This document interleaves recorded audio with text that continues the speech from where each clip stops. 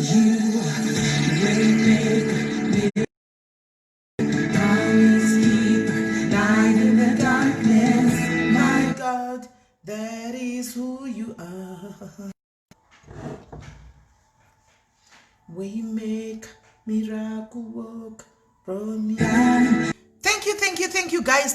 Tasangana zvakare pachirongwa chino ichi chiri kutevera panguva ino iyi tichiti guys tadzoka zvakare right. Handisi kuda kutaura mashoko akawanda. Hese Lucia handidi kuerenga macomments ako because we Lucia maki ndikaerenga macomments ako anondibvisa pana Mwari every time ndechida kuseka.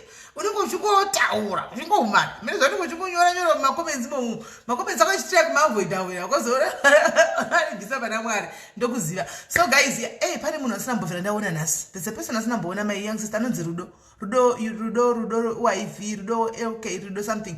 Handina mbomuona. Rudo haashaikwi pamalives epanapa maybe ari kubasa. Handina mbomuona, but anyway I hope she's good kwaari koko. Right, Rudo, I love you so much. Rudo, I love you so much. Uri soja rangu. Right. Guys, ndoda kuti mu understand why tiri pano pazuva ranhasi. I know vakawanda venyu, you know this Ketina ari bachelorette ndizvo chirungu kaichi ari chazve bachelorette achidii vanditika mukamuona mwe musachitamba akapfeka chiburugwa chake ichi changa akapfeka panapa handitika tikaseka tikanakirwa tikadii handitika pamwe mukati Ketina chichi macomments enyu ndakamaona handiti but pane here akambotsvagawo akambogara pasi akanyatsvaga kuti background yemukadzi uyu anonzi Ketina yakamira sei. Chii chaari kuita zvaanoita zvese izvo zvese ndiri kutsvaga murume paFacebook achiti ndiri kudai akunawo here anything kana kuti something chingave chinoita what is really going on with a life hakuna. Nditi akamboda kuzvitsvaga isi takangomhanya kujaja tikamhanya kungotaura handitika natariro mangwana ridza dzembira alright ndichakuridzirai dzembira mangwana kwanzi balansisa tipakura zviri fair haikona kungoti kwangu kako kawani kwaipakura zviri fair handitika saka ndichapakura zviri fair mangwana ndichavaridzira mbira dzavo tiri ariko Diana Samkange tichamuridza mangwana handitika. So guys, mwana uyu anonzi Ketina musamuona chiuya panapa ndoda kuti muzojaja kana mapedza kunzwa nyaya yake handiti you can talk now mozonyatsotaura muchazoziva the real Ketina, the person handika inside Ketina's body kuti ndiani handiti then mugozoziva kuti maybe Ketina uyu zvaanoita ipa pakapa achita zvanenge achiita haisi attention seeking handiti pamwe antoriwo nemaissues ekutoti zvanenge achiita itori therapy kwaari kuti kana ndiri pane vamwe ndichita hangu zvakadai so this is what I'm going through, this is what I went through handika akahila here akaona rubatsiro here pamwe hana ndosaka achiita but we are quick to bash handiti toda kuzama kudzikisa mweya wekudi wekubhashana tisati taziva jeni yemunhu kuti jeni yake yakamira sei handitika ndozvandoda tizame kuti titetese mangwana chero ndikauya ndirini muchiona ndichita zvinhu zvamusina kuona ndakajaira kuita. Why all along wangu vasingaitizvi? Is she okay? Is it maybe something and vari kutodururira kwatiri handimaona but maybe it's a cry for help but we are not seeing it handitika maybe you are quick to bash me musina kunyatsotsvaga kuti chii chakutriga kuti vadaro munenge musingasivi because hamuna kundibvunza handitika. So right, toda kuti nhasi tidedze Ketina pano timbonzwa nyaya yaKetina right. Regai tinzwe nyaya yake, regai timufonere right.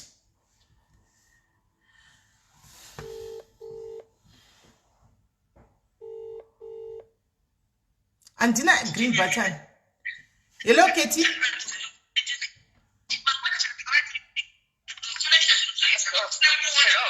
Keti, zima phone kumasure. Yes, I'm doing that now. Okay. Done. All right. Hello Ketina, what's gonna say gonas? Kana tuamuka sei?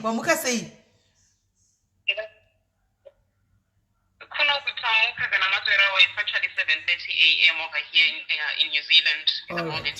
Okay. No, isusu takuda kutonorara asi Ketina we bachelorette guys, as I told you earlier on, Ketina Chivasa. Handitika, you want to know the person behind Ketina Chivasa. Handitika, so we are going to know more about her. Ketina chicha kuunza kuti ndasi kuti ndoda I want to share my story pa diaries. Nyaya yako yakamira sei? Right, Chopara, thank you so much everyone who is listening. Thank you so much for for everyone who's tried to reach out. Thank you to everyone who is actually watching right now and listening to my story, which I believe is not just my story, it's actually a number of people going through what I've been through or what I'm going through. Saka, thank you so much, Ndinotenda. Ndichange ndichisanganisa my languages and just bear with me, please. I hope it's okay, Sis Meli. Yeah, it is. It's okay. So, ndiri ku New Zealand, like I said, it's 7:30 a.m. ndiri ku Auckland.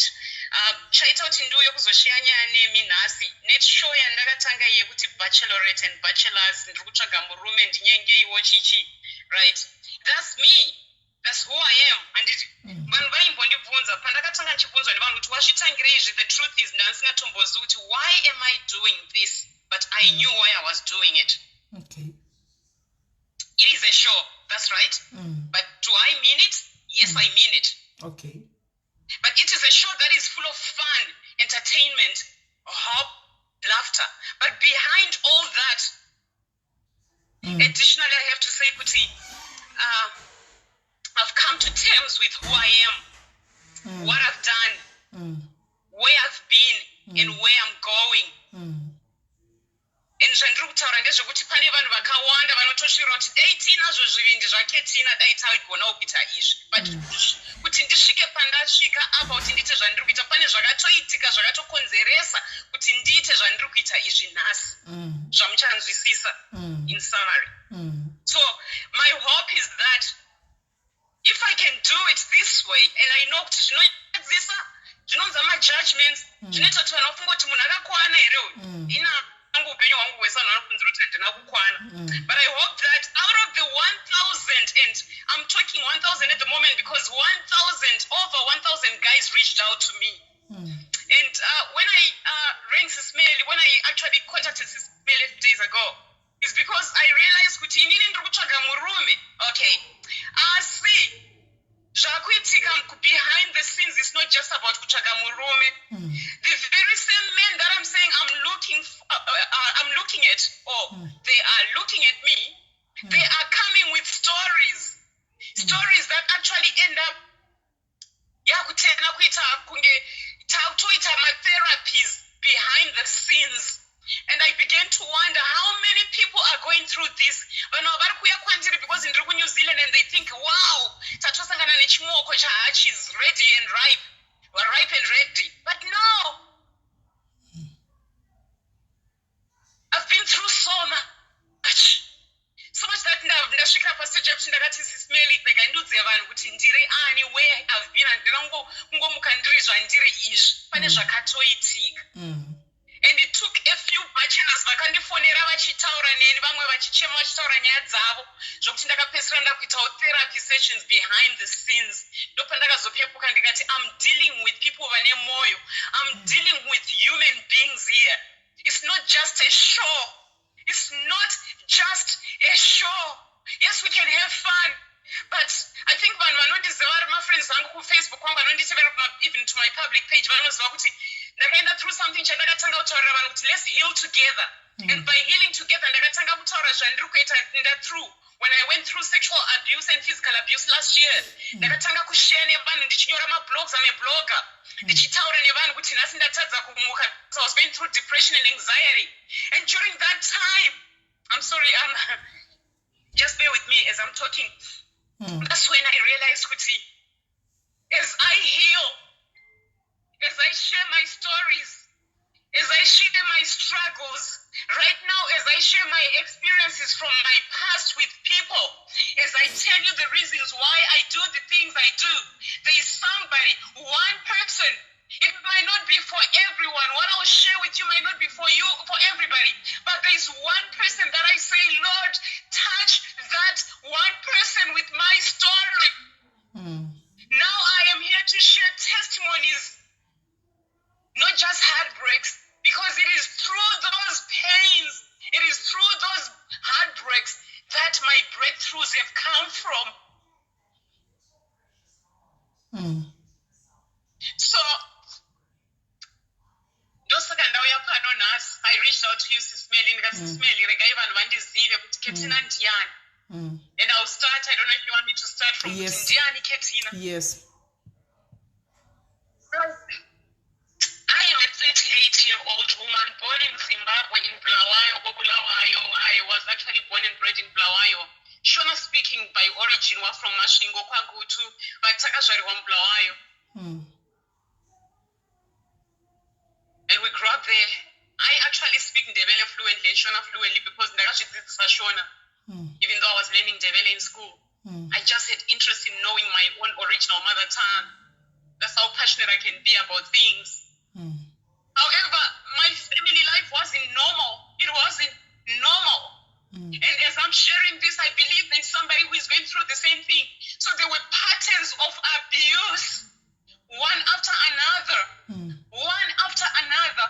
And what I can share with people is, it got revealed to me last year, that final stretch, my cycles of abuse in my life.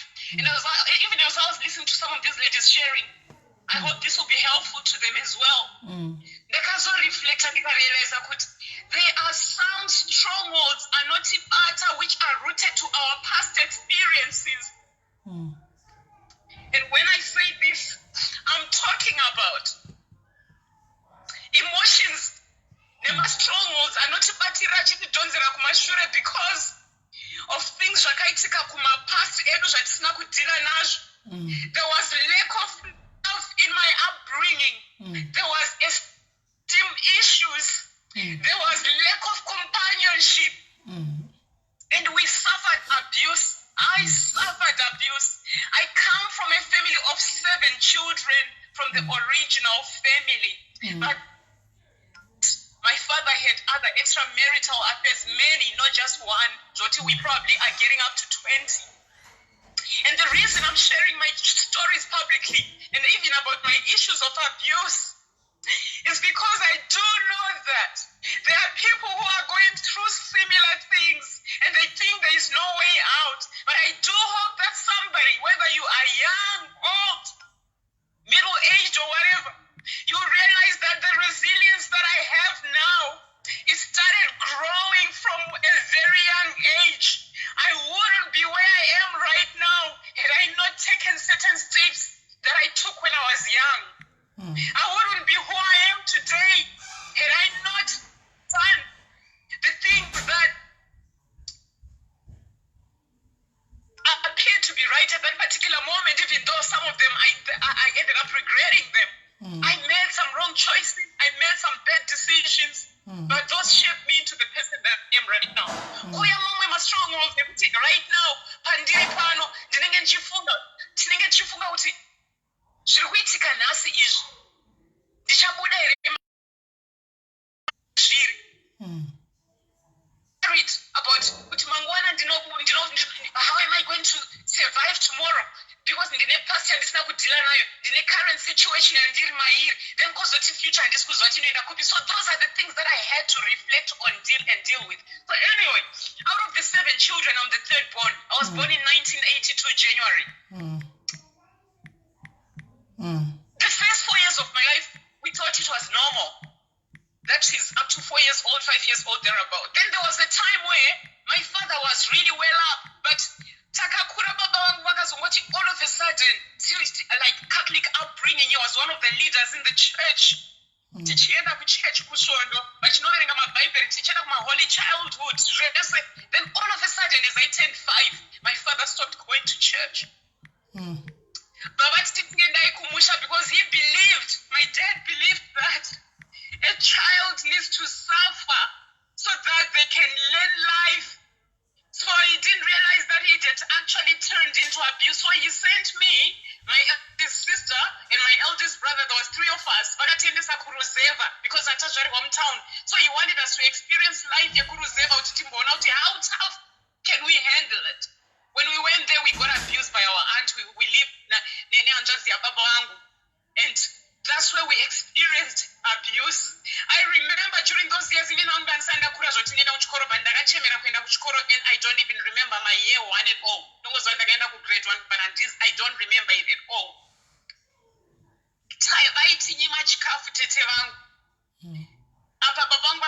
That is good for you. Be responsible. tichidyiswa sadza nedoro because tete vangu vaibika doro pamba ipapo poya zvidhakwa zvopedza zvoni masesa aya anenge asara zvonzi ndo amuchadyisa sadza. I don't know how it works, but I do remember that. Mabva kuchikoro and I remember I was like 5 years old. Tokomhanyiswa kunzi endai munofudza mombe. Toenda tonotora mombe kuma8 tiri kudzoka mangwana makusenta akumuka mbatya nemayuniforms aitumidziwa kunzi ndeyekuchikoro. So this was only for a year yokuti timboexperience life yekuruzevha. That was tough. We went back to Bulawayo, but for some reason something happened and that changed everything. Takaswitcha maroles, isusu vana tadzokera mutown. My mom went to the rural areas. So mom now lives in the rural areas for whatever reasons we didn't understand.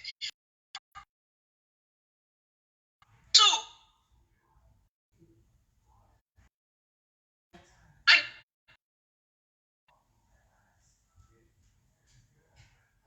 So whenever, maybe until now, I remember living with my mother. All I can share right now and bear with me. And I've actually received many phone calls.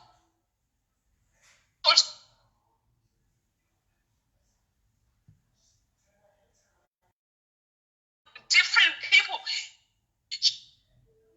sharing similar stories. And it touched my heart. That's why I said, no, this.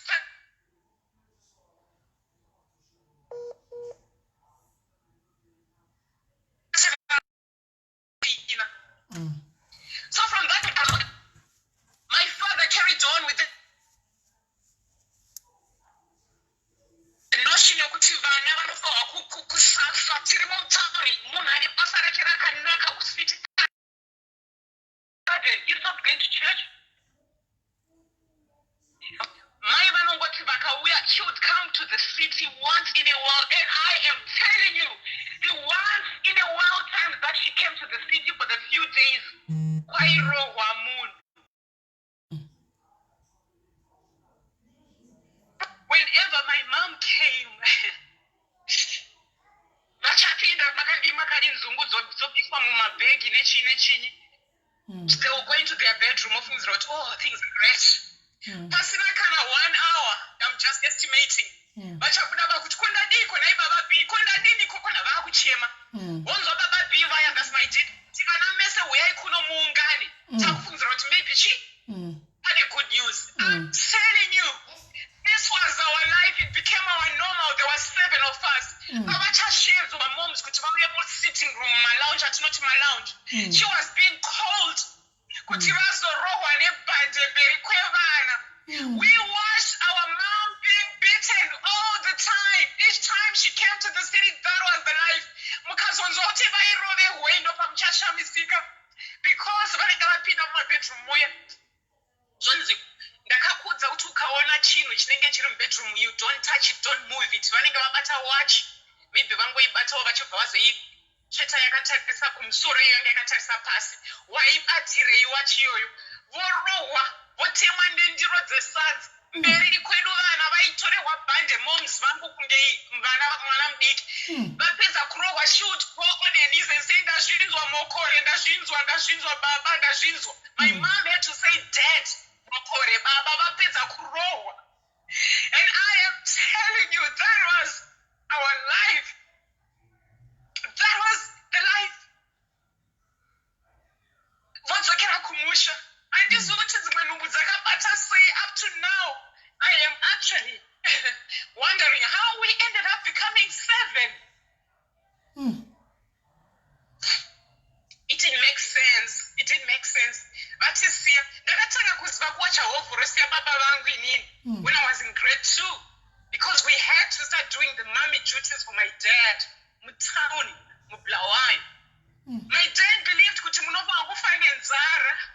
Even though he had the money, he actually believed that you have to suffer because he didn't kuti ndive the successful man that I am. Baba vangu vaindisiya nenzara. Taifamba netsoka kuenda kuchikoro nebhutsu dzakabvaruka, tatisina mauniforms. So that's what he believed in. So he tried to make us feel and live our lives the same way that he lived back in the days, I mean, kuma 50s, 60s, kwaweko.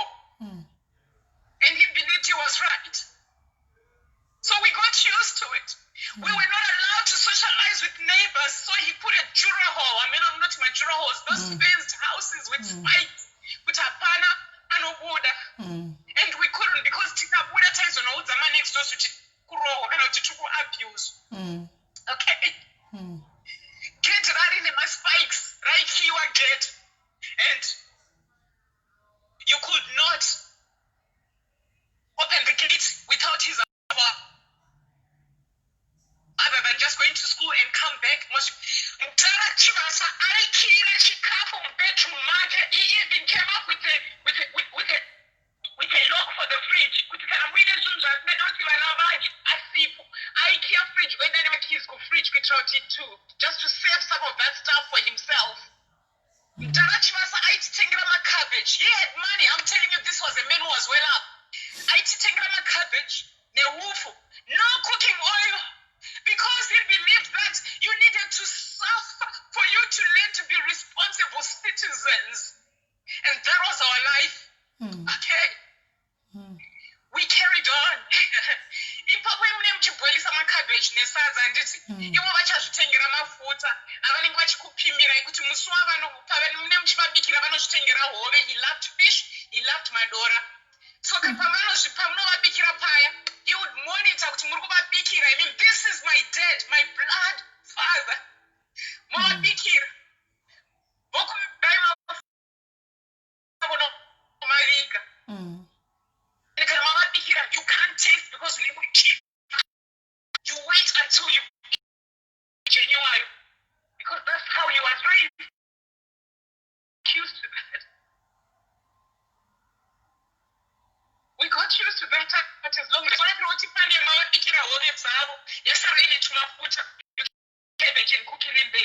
and we survived. My dad was so abusive to my siblings, so much that, and I'm saying to my siblings because I was just an observant, and I will explain why shortly.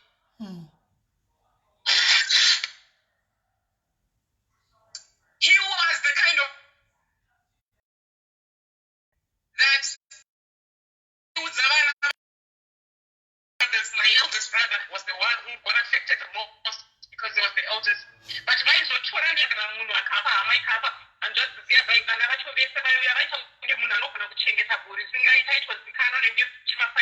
our other last name is the Taurai, so you see anyone who knows the Taurai is the name Chivasa.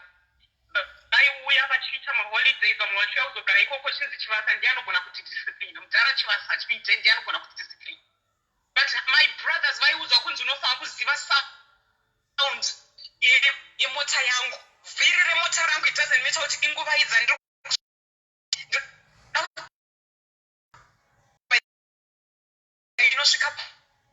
get Mungemandi get around. That was my dad. Katie,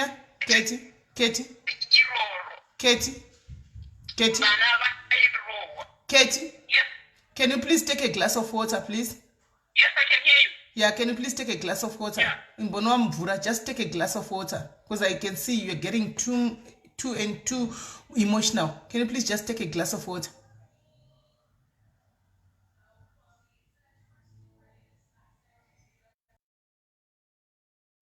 Yeah.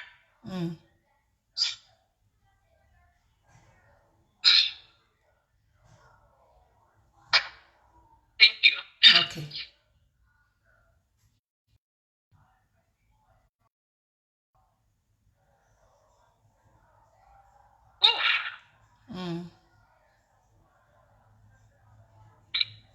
Vai muthu ane bhandi peufuna kunzwa vhiri remota yangu payasvika pakona seinda zvivhurira ndega gate ende kana vachirova vaisunga maoko kubheka and then vobva vatora mboma yavaigadzira vorova mboma yacho yaive ne3 strikes yokuti kurova inokustrika kumusana pamagaro makumu.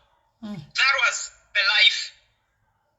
Inini hangu, I mean, I was meant to be the princess of the house because I was named after my father's mother. Ketina was his mom's name. So vanga vasingatombode kana kundirova chero zvaita sei. And I used to be this quiet kid, always thoughtful. All I wanted was my schoolwork, books, nothing else. But pandakaona kuti hanzvadzi dzangu dziri kurohwa, vanasisi vangu vari kurohwa, vanin'ina vangu vari kurohwa, I started using that name to my advantage. Whenever I saw munhu akurohwa, I would go and shield my siblings because I knew he would never hit me. So I would go and shield them and say, please, Musie, all right, that word, whenever I was there. However, that brought some rivalry between amongst the siblings as well. So I won't know and I'm telling you, it became my normal. It didn't really bother me that much. I just kept being me. When I'll go and shield them just like that. Sejinei, ndakazoita mukana wekuti ndakaenda boarding school. Just because uyu ndichafamba nemapatapata kuti but hang on, they seven of us. Papa kuchange parisha apa tuzonyora form 4. My dad vaitange vapindwa nesomething votanga voti hausi kunyora form 4. My sister got affected. My brother got affected. Inini ndiriko kuboarding ikoko. I was thankful that I managed to go to a boarding school, and that's where my resilience grew, my independence grew. I learned of life outside home. And I learned new skills, and I learned to be me.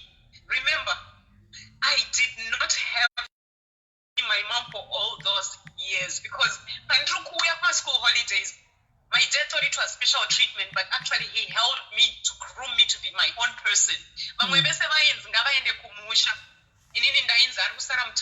Because remember, he can't hit his mother, he can't abuse his mother. So for that reason, I was not, I didn't suffer much of the abuse, but I saw it. And in a way, I also got abused because Pauno observer abuse, you are also experiencing it. However, when I was about to write my form 4, it was my turn now. You're a form 4. My girlfriends nearly every other year,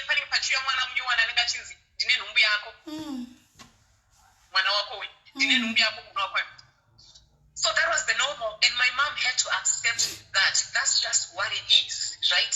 Girlfriends would come and they would say, she just had to accept it. Now, Form 4 says, one thing I have to say is, there was no I love yous, and that was a huge thing because I love you to another. Vana, I love you, uncles, the man next door. So there was no love. There was lack of love. So now reason Baba Sangana girlfriend who was very influential. She was married to Anga Karora Nanga. And Mtakaranga has Vanani Murume girlfriend because they're getting Anga. Bagambo Shandi Roa, Miroja Shandi Roy Coco. Such name Nanga Yakazena South Africa. I believe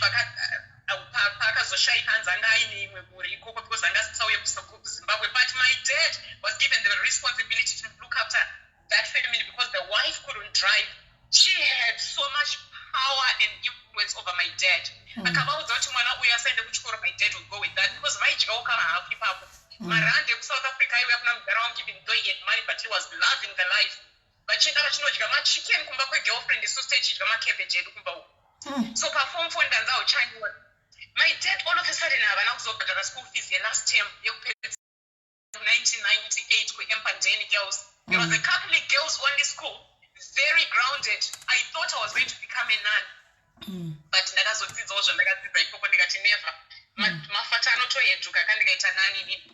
anyway,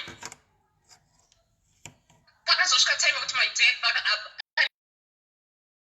I couldn't get in the school bus to Hirakumba. One of the priests, Kitina, and that's when my dad got embarrassed.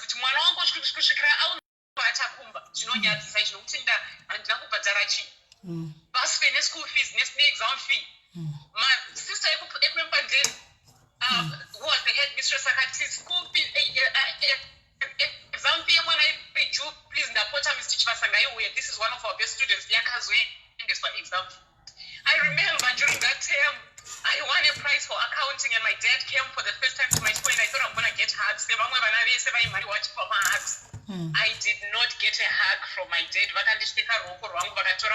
It was this book that I had received for being the best in one of the subjects. He took the book and claimed it to be because he had to for that money again. Ngeza kuchikoro nanasi iroro handina kuzomborona ikarangorara yakadaro handina kuzomborona. Alright, ndakawana ma9 levels angu ese ndasvika kumba vanhu vari kucelebrata, but there was already edare raririko kumusha. Pandakasvika kubulawayo ndapedza form 4 yangu maresults abuda, you would think people would celebrate, mwana apasa kauti. Ndandakaudzwa kuti uchaenda kumaboarding schools, uchaenda kuuniversity. All of a sudden my dad made this big 10 hapana form 6 yauri kuenda. Ndakachema, pakachedzwa hama, pakagarwa dare. My mom got invited to come urgently from kumusha. Vana tete, vana sekuru, vanani vese vakauya kuzounganidzwa kuti mwana uyu asi kuzoenda kuchikoro. My dad was quiet for once because he remembered the words raakataura, and inini I became that person wekuti ndaiziva kuti chikoro chakakosha zvisingaiti. And my voice at a boarding school ndakaziva kuti zvakakosha. Hauchaenda kuchikoro. Ndikati ndiri kuzoenda. My mom on the other hand, and this is to all the mothers out I was heartbroken when my mom got on her knees. Instead of begging kuti siyai mwana aende kuchikoro. My mom got on her knees begging me to just go along with what my dad and his family were saying. Siya kani naye mwanangu. Siyana nazvo kani. Ndikati, Mom, I am going to go to school. Whether you like it or not, handizuti simba rekupindura vanhu vese vanga vakazara musitting room musiwo rakabva kupi. Ndikati ndiri kuzoenda kuchikoro and handisi kuzoenda kumusha, because I got used to this life yekuti handiende kumusha pamwe pavanoenda. Ndapachose kuenda ku-A-level, ndakunza uchaenda ku-A-level, hazvina musoro kaizvo. Sezvinei he meant it. Hapana A-level yandakanzi ndichaenda because hanzi mwana musikana anongoroorwa, which is our culture, how oppressive it can be. Ucharorwa, those are where the other relatives vachirowa nevana vasina kana kupedza maform 4. Avanongoroorwa votora mazita evarume vavo, zvofa yakalota. Mudharaunda akati ipapo saka ketina hapana kuopen. Ndakachema. As it happens, because I was that princess of the house, ndinega ndaenda even a bedroom yangu ndega, so ndakayona, and that became my sanctuary. Where because of that upbringing in the Catholicism, in Christian upbringing, there is Jesus. I spent most of my time praying and crying and reading my Bible, which I was taught obviously my life in church most of the time. I remember this anymore, and this is a 17-year-old. But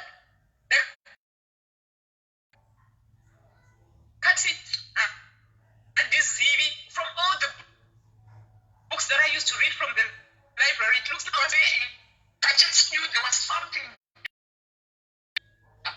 greater. But how do you get there when all you can see is hopelessness? All you can see is stress. All you can see is abuse. All you can see is anguish and pain.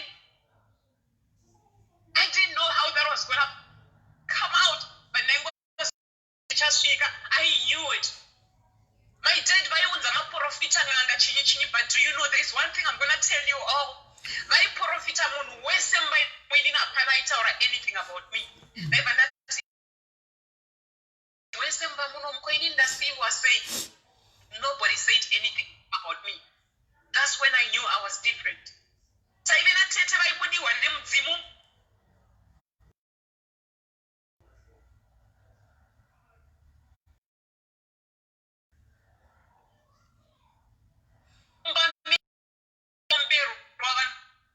Say inini kuchikoro kwandakaenda ndakauza kuti muri kubva kupi, kwamabva kuri feiko naisekuru, because my aunt vaisvikiwa nasekuru, like baba right. Ndandakadzidziswa kuchikoro kwangu kuti midzimu kaubvunza kuti kwamuri kuri feiko naisekuru inokuda kuti because I could get him. And after that, and this is my testimony to you all.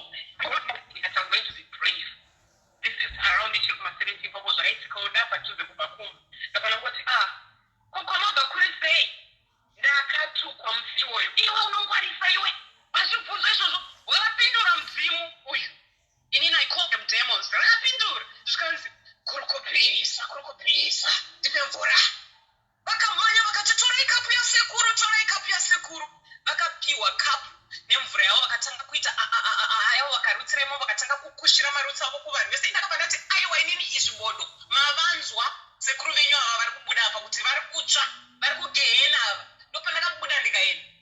Alright, that's me rebelling against something that my family was obviously believing in, and it was my or whatever thing. Sezvinei pakazosvika nguva yekuti girlfriend handichashiedzwa kana pachitoma rituals emumba, because inini I'm a rebel. Vanhu vaichekwa nyora mumba kunzi tikukuchekai nyora, ndobvunza kuti ndedzei, hanzi ndedzekuti musarumwe nenyoka. Ndikati saka muri kundizoti vanhu vese vasiri kurumwa nenyoka kunzoku vakava kuchekwa chekwa here? Nyoka dzinobva kupi mutauni muno? How iwe nharo ibuda uende. So that's how I escaped most of the rituals. But paisanganiso pakauya muprofita nasipo yanganga nasipo yachiyanchincha kati sezvinei form 5 iya ndakuenderera mberi.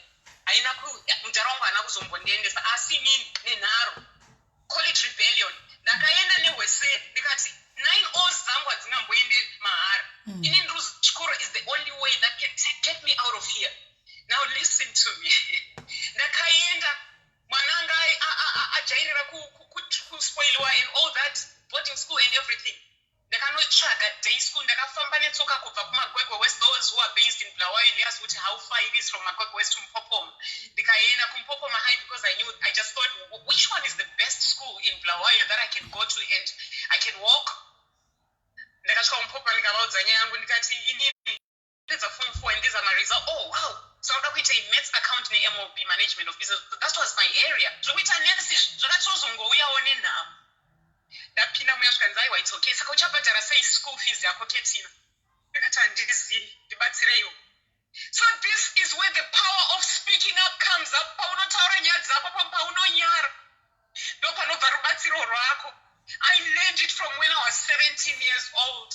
Ndakataurira the principal, ndikataurira even the teachers pandakatanga chikoro ndikati this is my situation. I am sneaking behind my father's back.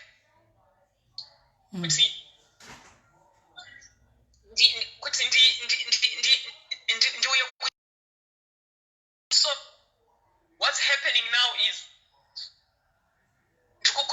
anything that you can help me with, I'll do it. Since we're in commercial class, you can go and do stock takings. You know, make a show to make stock takings every weekend, and they will pay you for counting stock. Okay, you'll be one of our first students. Every weekend at alternatives, you can make money to pay your fees and for your bus fares. That's how I managed to fund for my A levels. But azvinopera ipapo my dad found out kuti mwana ari kusneaka out achienda kuchikoro. Vakatanga kuviga mabhuku angu anonzi accounting anonzi mafrankhood. Unfortunately it was school property. So chikoro chikabva chawanawo reason yokuti vapindire nyaya yangu yekuti ndiri kuabviswa kumba. So when I told them what I wanted to do, ndakati nangu I can't keep living here, but haungobveka ngobva. So sezvinei pakaitika imwe weekend which became my breakthrough. It was the hardest weekend of my life, but it became a breakthrough. So what am I trying to say? From your heartbreaks or from the biggest battles that unosangana nadzo muupenyu panobva breakthrough yako.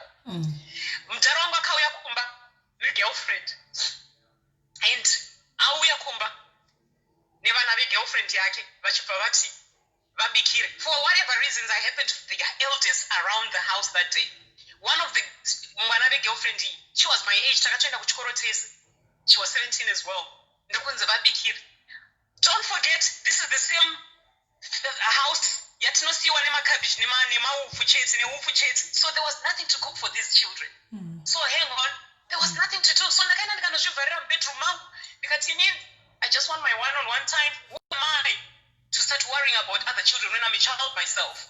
But ndazvivharira ndikaignore ndikasiya zvakadaro. Baba negirlfriend vaenda vadzoka vaona vana vari kuchema nzara. Ko Ketina ari kupi? Hatizivi. Ndofunga ari mubedroom make. Amadya here hatina. Vabva vaenda vakanotengerwa matakeaways vana apa vakaendeswa. Manheru baba vangu vakadzoka musi uyu. I'm telling you, ndini kamwana uya. I'll tell you that ndakangorohwa ka1 muupenyu hwangu inini namudhara, and musi wakandirohwa before that incident akaregreta because one of my brothers anga anyepa kuti Ketina adai bva ndarohwa. but zvasingambodzi mweya asi vakazvinetsa vakati ndarova mai vangu. That was way before. That was the only time I remember being beaten. This instance iyi yandakutsanangura nhasi yakaita kuti ndibve pamba. Ndakamutswa masense mudhara akazoya kuma 1 am. Ndamutswa namudhara wangu kunzi Ketina ndikati voice ndinoriziva iri. I recognize this tone from when he calls my brothers kuti avarovi. I recognize this. I am aware of what I did and I know what this means. Kuzorova chete nhasi. Ndakapfeka 2 layers dzematrack bottoms. Ndakapfeka 2 layers dzemajackets. Mosazve zvokuti uri kuziva kuti uri kunokwaturwa nhasi. Ndakagadzirira kuenda kunorohwa. Asi sezvinei ndapinda mulounge muya. This is a 17-year-old ane mazamu. Mudhara wangu ndakuziva kuti aisunga vanhu maoko okuti pinda mubedroom okurarisa pasi okurova kuzvambaradza. Vakabva vangonditi pinda mubedroom. Ndikati baba handipinde mubedroom menyu mama vasipo. Vachibva vati uri kuedza kuti chii? Isa maoko akuseri. Ndikati muri kuda kundiitei? Vakanditarisa nehasha vakati mwana uyu ari kuedza kuti chii uyu. Vatora mboma yavo ine 5 strikes iya, ine 3 strikes iya. Kana vanhu vachiziva mboma yairoveswa Jesu ya when he got his lashes. Vakasvika vakandipa 1. Ndakavatarisa musiwo uyu. And I'm explaining this right now because up to now I don't understand how that ndakaidhonza mboma iyoyo vandipa strike dzavo idzodzo dzakandirova 1 kumusana, 1 pamakaro, 1 pamakumbo. I believe I still have a mark of that somewhere around me. Rakabva kupi musiwoyo handizivi. I said I've heard enough. Vandavasundira kuside. This is my father. And I ran out through the door. Handisi kuti ndakabuda sei because I believe door maybe rarakakiwa but maybe vakasiya makizi aripo. I don't know up to now. Jurawo iyaya ndiri kukudzai kuti yanga ine mastrikes. Maspikes. Negedhe rine maspikes. Ndakarijamba amusiwoyo. Ndakamhanya and for your own information ameno chichakaita kuti musiyo ndakapfeka boots. Ndakangodecide kuti ndiri kuenda kunoresponda to my dad wearing shoes. And the Testament Bible that I always kept with me ndikati this is all I have. All I had was my little New Testament in one of my pockets and my check bottoms kuti richandiprotecta Bible. That's all I believed. Believe me, I was 17. Ran. I thought, where am I going? I didn't know where I was going. I just ran. That's how I left home at 17. And that was 2005. That was 1999. Ndakamhanya ndakananga kunyuma kwegwe vanoziva Bulawayo. And that's where our main police station was. And this began. I reported my own father to the police abuse, not only of me, of my siblings and of everybody. Where did I learn that? I don't know because that has never happened. I don't remember ever hearing any story like that. Yoti mwana anoripota baba wake kumapurisa. That was during my time. I'm talking about 1999. All right. Ndapedza mapurisa kuti mutakancube phela lo mwana wancubeka uyu. Mudhara wanga isikana singaiti mncube wekucity council post tinoera soko sikavaidzi ncubeka kuBulawayo. Mutakancube lo. Twanzi wafonela uncube phela uye fonela incube uye kuno. Twanzi pakazoita a young police officer ndofunga ito anga kutokabirawo chiboko twanzi aiwa munhu auya neissue yake we treat them the same ngatimurei report. Ndikati ndinoda kuti report inyoyo handisi kudzokera kumba. Twanzi saka uchagarepi? Ndikati I don't care, I would rather live on the streets ndichienda kuchikoro. Handidzokere kumba kuya. Zvandaroverwa zvina musoro. That's how I left home. Cut the story short, ndakatsvaga kwokurara musi iwoyo. I had to look for somewhere relative yavasingapindirani nayo. The only person that came into my mind was vamwe vataiti maigari. Gari uyu atori mwanawo wamudhara wangu. She had a last born with my dad. But anga atotsamwisanawo namudhara wangu. So I had to go to his enemy. Kuitira kuti ndizoti ndikaenda kuenemy yavo, she won't report me kuti ndauya kumba kwavo because anga atoti ndiri kumufikisa mudhara. She allowed me to stay there for 2 days, but after 2 days, she actually reported and told him that as a way of trying to get back to my dad, because I was what he had another girlfriend. And for sure, they got back together a little bit, but I was so hard. So I had to move from house to house. I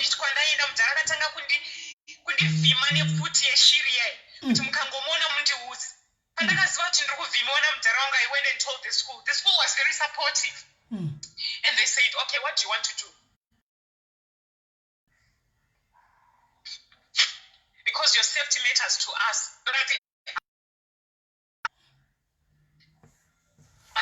also want to feel safe. Especially, in order you feel safe, you're not going to apply peace order. And for the first time, if you're hearing this and maybe you've been in an abusive situation and you didn't know what to do, and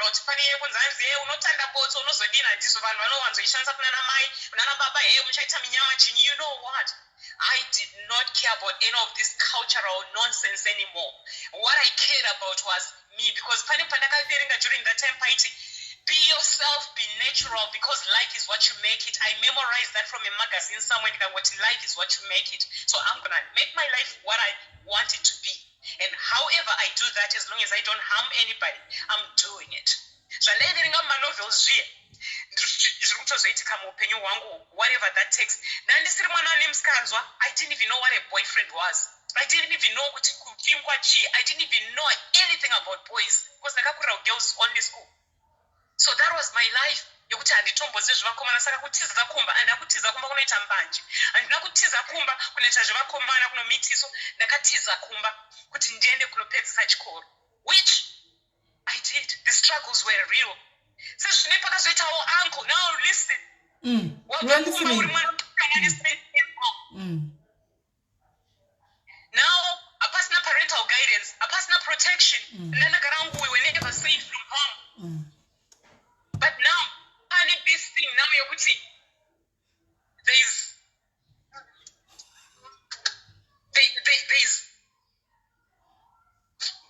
this freedom of Tina Garandega, Sekura Fona, Amaza moms put a Katina, no one kwenda newe.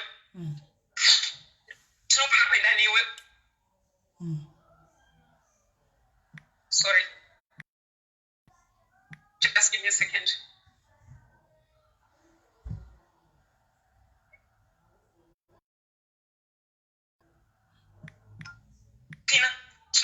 Tinogona kukutsvagira kuti vanhu vagarene vatsvagira shamwari dzavo. Sorry, just that sound. Tinogona kukutsvagira shamwari dzangu, vakanditsvagira mabankers shamwari dzavo mbiri, mabankers ekuti hanzi vari kutsvaga musikana webasa. So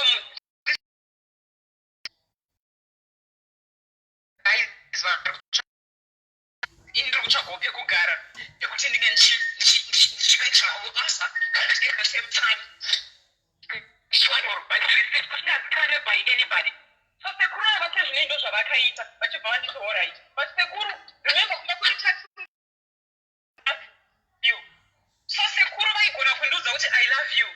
Ine handina kuziva kuti I love you yaizoenderera ichisvika kupi. This is a 17-year-old. Some of you might call me dumb, because I knew nothing about kuti kubatwa kwemusikana kunoperera papi. Munhu akati I love you ndongosvira kudiwa, handisi kuti kudiwa kwachona kunoperera papi.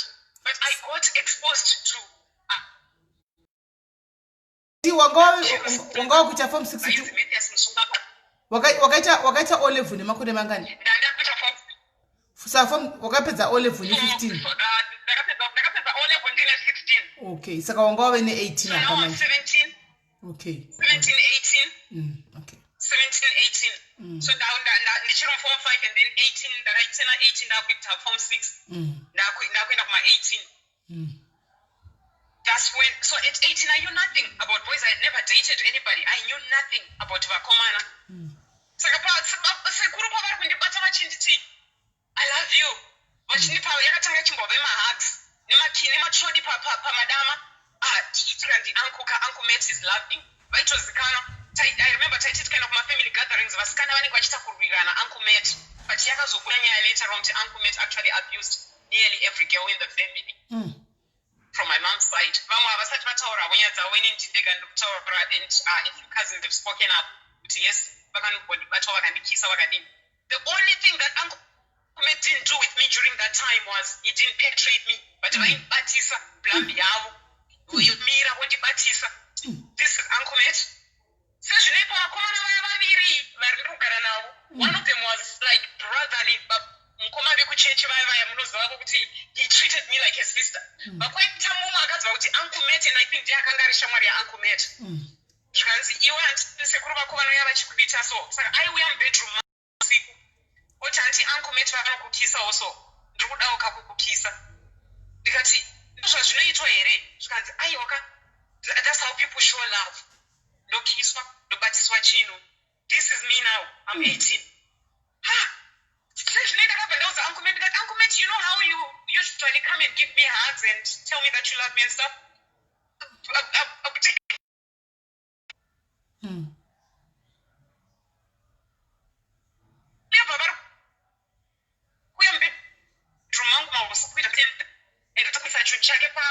To penetrate. No, you can't. You can't do that because for some reason I just felt that was separate. Nobody could touch that area of me, so nobody did, and I would have spoken about it. But I didn't know that was not right because nobody taught us anything about that stuff. This is an 18-year-old now, so that went on until I spoke to Uncle Met. About it's a way to live now. After that, she opens a form 6 down the arena.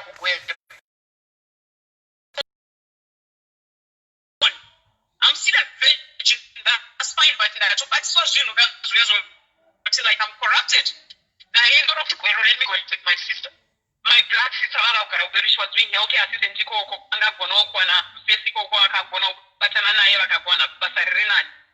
I managed to stay with her for a few weeks.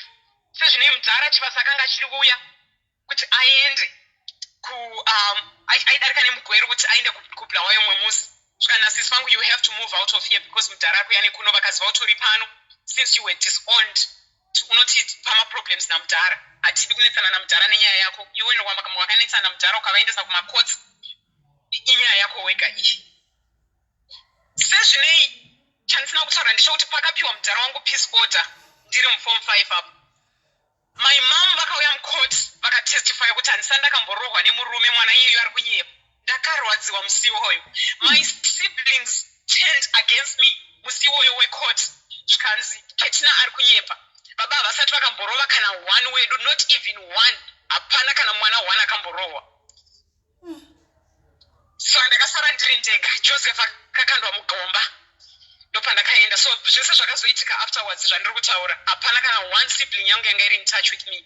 Ndakugweru kuya ndozvakaitika, and the first job randakaona ndamugweru was working as a bartender. Ndiri bartender, now the abuse to continue. Here is an innocent girl. And then she realized those things, there was something wrong. Uncle Met vakundiignore. Okay, saka ndasara newana rega because obviously zvinhu zvavaindita inini kwandiri, I thought that was normal. I would talk about those things openly with cousins. Uncle Met vakandikisa vakadai. That was the only first one ndakasangana naye mubai momo and anesthetis wandakasangana naye. Ndikatumudza zvandaitwawo nasekuru vangu innocently. Assume kuti since ndamudhori ndakakiswa ndikanzoina ndikabatiswa chinhu nasekuru. Assume kuti kure wati sekuru vakarara neni. Zvasina kuziva zvokuti I was still a virgin. Ndashawa pokugara ndabva kuna anesthetis akati ndine spare room uya. Pandaenda kuya ndikati fine, I'll pay pandinobhadharwa chi nebasa riya rekubhawa kwandaishandawo. Sezvinei, that's how I lost my virginity. Because the anesthetist vakabva vatorawo advantage. Kanzi wogara pano. I actually, to me, when I look back now, it looks like it was more like slavery. It was more like I was being enslaved at that time. Kuti wakaenda kupa pekugara that you were wachiita izvi. And he was also doing the same to my student nurses epaGweru General. And vanhu vakawanda vanomuziva. Anainzi Alfred Makara. And I say names of people because I believe the moment you expose certain things, the moment you expose something that has been hidden, chawaitya kutaura all along because nengo chiri kuzviprotecta iwo, but no, you are actually exposing more women and more girls to the same abuse by the same people. I say names ema abusers angu because it's liberating to me, but also It helps the next woman. It helps the next girl child to be safe from that specific person or those specific individuals. But the good thing out of that is that's where the idea of me becoming a nurse came from. So from every setback that I experienced, there came a testimony that I read to refocus myself in the terrace. I would say, okay, all right. Zvaitikazvo izvi ndaluza virginity yangu mangwana acho munhu ari kunditi anti wangu agara wakadambwa nauncle mate ndikati what do you mean kudambwa nauncle mate tikanzi ropa iri rabuda iri ndere maperiod iri ini hapana chandiri kuziva ka ndiri kungoziva kuti munhu aisa chinhu chake. Okay, all right. The next day he did the same thing. Okay, so I got groomed. I was 19 at that time. All right. It didn't really. It didn't really.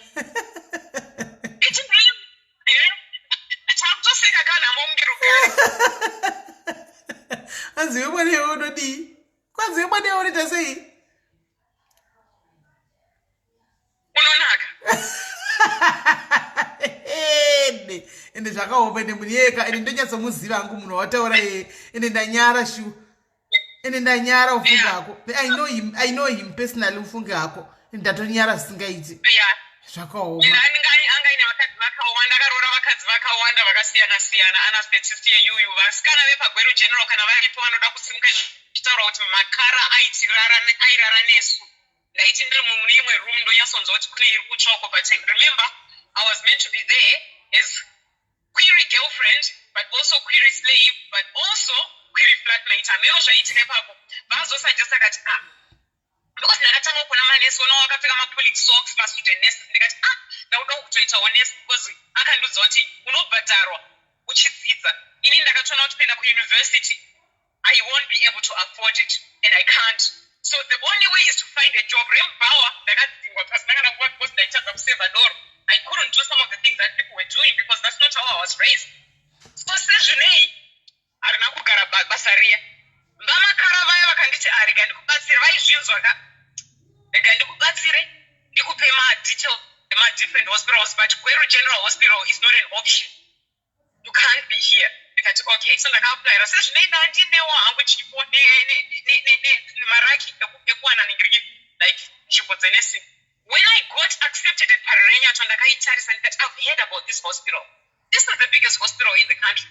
I will go to Harare. I've never been to Harare all my life. That's how I moved to Harare because I accept to Pararenya hospital. Now listen to me. This is a 19-year-old. Now she's now moving to Harare, kunita nursing, and ndinakana parental guidance. Ndakaenda ndikazviwanira nzvimbo yangu, ndikaitwa ma-interviews zangu. Ndopandakambodarika ndinogara kupindura nehanzvadzi yamai vangu firstborn yekumba kwamai vangu. Sezvinei, I'm not going to share details about this, but I also got exposed to things that I looked at and I thought, no, let me go to my nursing school, please. Ndinorarama life yangu ndega isina hama mukati zvandaona pano bodo. Handidi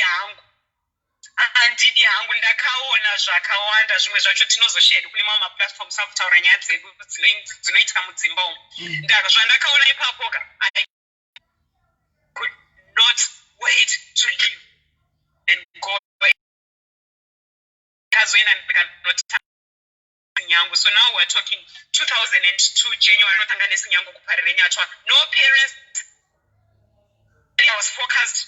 People actually thought, wow, becomes a virgin who is like a tomboy. Because in that my first year I hated men. And one of the people one day, she was my best friend. That's what happened to me between me and Makara. But ndichingosvika nursing school ndakanzwa kuti ndiye akaroorwa namakara ndikati why didn't you tell me you were going out with him as well. Ndopandakazoziva kuti saka ndaishandiswa nguva iyi. All right, I moved on. I started treating myself as a tomboy. Vanhu vakaenda kuPararenya vanokuudza kuti my first year at Pararenya I never wore dresses other than my uniform. Ndichinzi sekuru kuPararenya and I loved it because that kept me out of trouble. That was me.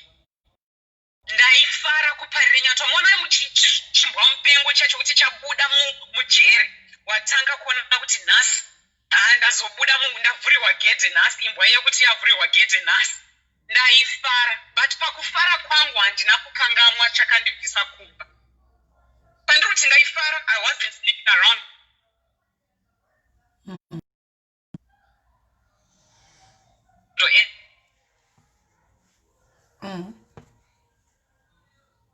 anything ndaidhakwa parirenyato but ndaidhakwa zvine responsibility mukati I wouldn't have anyone atindaire nemusikanzwa kuparirenyato musikanzwa yange arongeka dzimwe ngusayo asi yakazoonekwawo ndakupedza nesini yangu kuti yazvo nemusikanzwa nesini ndane nhumbu ikoko chakazodead now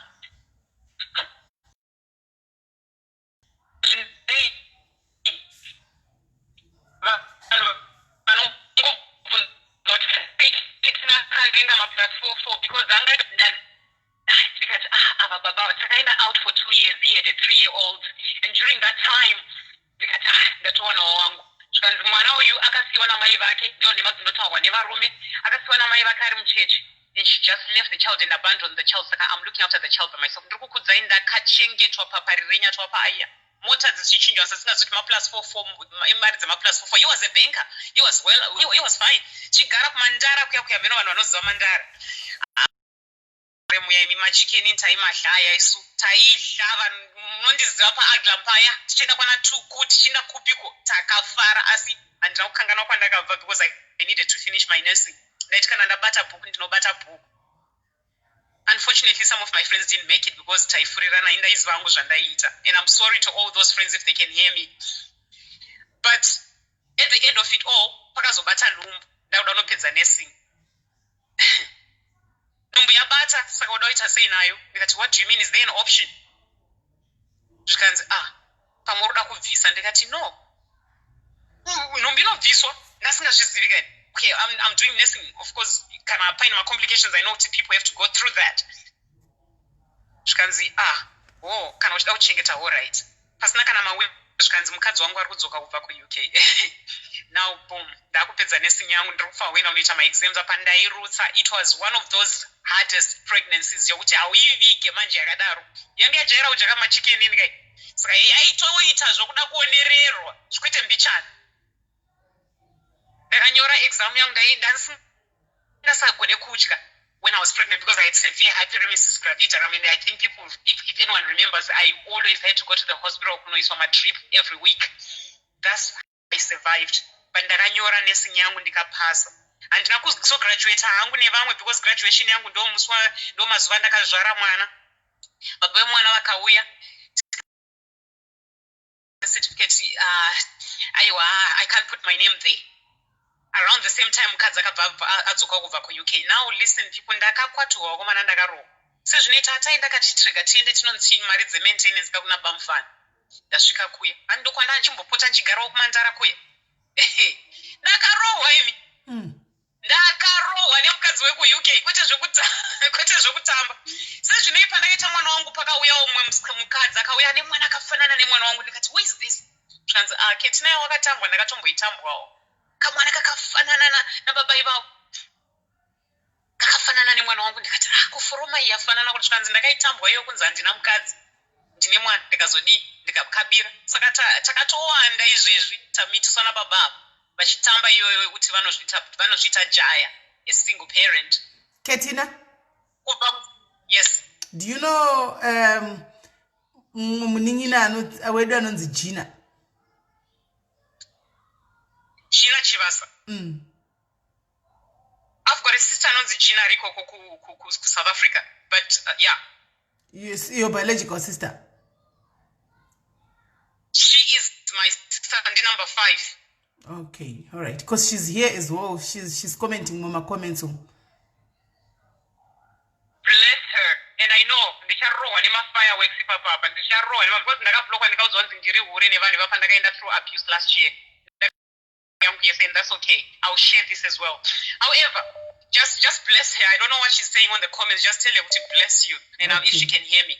All right. Sejinei anonzi Georgina, that's her full name. Okay. So ndo zvakaitika and mwana wangu ndikatozona kuti munhu zvichengetere mwana wako wane certificate yenursing wapedza une diploma rako, come on Ketina, you can do this. Ndakazvichengetera mwana wangu, then sezvinei mikano yakavhurikawo yakangowanda wanda, but during that time there is something I'm going to share with people, because cycle of abuse kana usina kudhila nayo from your past, whether zvakaitika uri mwana mudiki, uri teenager kana kuti chi, it will come in another form until you are a grandmother kana kuti watove great grandfather, usingazi kuti chiko chiri kuitika nemacycles ekuti nhasi ndaabhuzwa nasekuru, mangwana ndaabhuzwa nenin'ina, mangwana ndaabhuzwa nemurume, mangwana ndaabhuzwa nemapasta kuchechi. Chiko chiri kuitika, pane zvausina kudhila nazvo from your past. Okay, hold on, Ketina.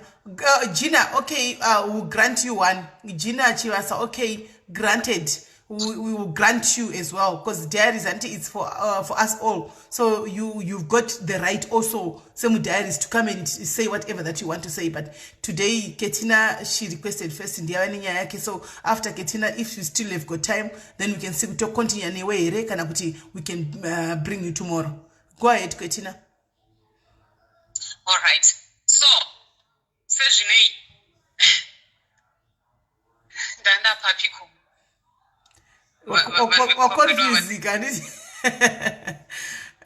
Masaira vanhu vekumba kwendo sabotage dzinoitika guys. No, this is my life anyway, but I'll carry Mrs. Smith. Tichatasvika papiko naimi guys, ndandichiverenga macomments acho ajina because ndandisingamaoni, ndatozotakuramba nachingoti verengai comment, ndatoita kuitsvaga kuti comment yake iri kuti kudiko. Tasvika pakuti tasvika pakuti chiko ndakapedza nursing school right, and then pandakapedza apa wanga wakurohwa kumantara uku wakaenda kunotsvaga mari yementenance. Alright, ndakakwaturwa ndakarohwa mana ndikaenda kumapurisa, mapurisa yakatengwa vane mapounds kava vakatengwa nemapounds, hapana kwayakaenda nyaya yakavharwa affidavit nanhasi handitombozi rakazoenda kupi, because ndakatika semunhu anoziva mapepa, anti munhu mwana anogona kutoresa baba wake mapepa. Kwatura ndakatoita mascars kumeso ekukwaturwa namai mufana baba mufana abva kuUK. So anyway, ndo zvakaitika, ndo pandakati rega ndisiyane nazvo ndizvichengetere mwana wangu. Right, this is now 2005, ndapedza kanursing yangu 2006-7, ndakaramba ndiripo paparire nyatwa pangu ipapo nemwana wangu, but ndiri ipapo umwe musi ndichibaisa mwana wangu jekiseni, and there's a reason why I'm sharing this part. There's this white European guy aishanda Hold on, Ketina. Hanzi tine mwana wamaigari futi panapa. Andambomuona ini mwana wamaigari. Anonzi Gari Kaichivasa na Numalo Odei. Okay, yeah. Awesome. Chivasa family yose iye fe. I think Gina. All right. Yeah, okay. Right. So, all right. I just need to regroup myself again so that I can carry on and look at my chizokorora zvim. So sezvinei ndasangana this European guy akauya ati ndichitobaisa mwana wangu ndandiri off muswachona ndikutobaisa mwana wangu majekiseni ake kuparire nyatwa. This European guy comes in, baba chida kwa doctor, one of the kids there. How are you? Wow. No, I also work here, I'm a nurse. Sezvinei takabva tapindirana kana pakuti ma-opportunities are present akapa muri kuti chiko mai nemwana wavo vauya kuzobaisa handisi pabasa. I can talk to people as a person. We became friends. Baba ve-CD4 plate angari diplomat from Belgium.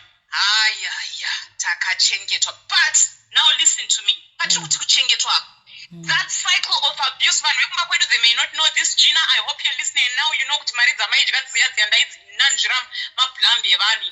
okay? So I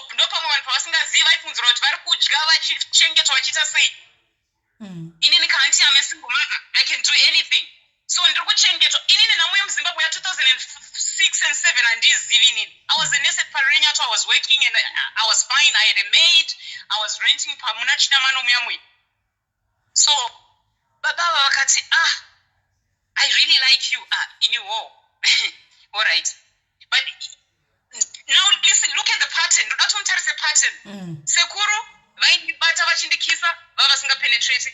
Declare vaindi bata vachindikisa vasinga penetrate. Vazvazoitwa hazvo navamakara vakabva vawina jackpot makuseni vakangwa chinditi period. All right. Vazvaenderera. Ndauya pa CD for number plate. Ndamukadzi mukuru kapa. 23, 24. I can make my own decisions. But still ndakapusa, unoza akapusiswa. Avasana ningrinzi vega vanopusana jabu vega vanopusisa vanhu. Zvinopusisa zvinhu zvimufungewo. So sezvinei baba yusa ndairidya kwete mbichana. Ndaiti chero ndikati ndiri kuda chinyi. Kwainzi I'll send someone to come right now. Ini painzi anzi shuga dziri kunetsa mafuta ari kunetsa muZimbabwe. Ini ndaingoona CD number plate yapa door. Yapa gate. And I've got a sister who can testify. I'm quite close to one of my sisters. If she's in the comments section, Anonzi Audrey, something over there. She can tell you kuti akambogara neni. Taitambure. No. Because in Indian Rubasa, my groceries are chingo deliver. All right. But behind the scenes, listen to me, from all those US dollars, I'm a passport and a jean. Ndakadzizira ndopana kadziziroka. No grooming dzakazandurutaura kuti dzimwe nguva takagurumiwa kuzotiti kuzozoitira varume vedu takura. Kunzanzi kunodyiwa munhu nemuromo. Ndaizvizivira kupini. Baba vakanditi iwe, let me show you this. Akanditarisa anga asingandipenetrate vakanditaridza kuti murume anodyiwa nemuromo. This white guy. Akanditaridza kuti mukadzi anodyiwa nemuromo. That's how I learned it. That's all we did with each other. Wandiendesa kumahotera anodhura kuita dzimwe nguva dzandaiudzwa kunzi Ketina, I just paid for a hotel for you. I want you to go and learn life here, the European lifestyle. Anga richiremba back in Belgium, but kuno ku Zimbabwe anga where as a diplomat. The reason I'm sharing this with people is that women suffer so much. If you have a story like mine, let it out, because there's no way you can move on and settle with anybody.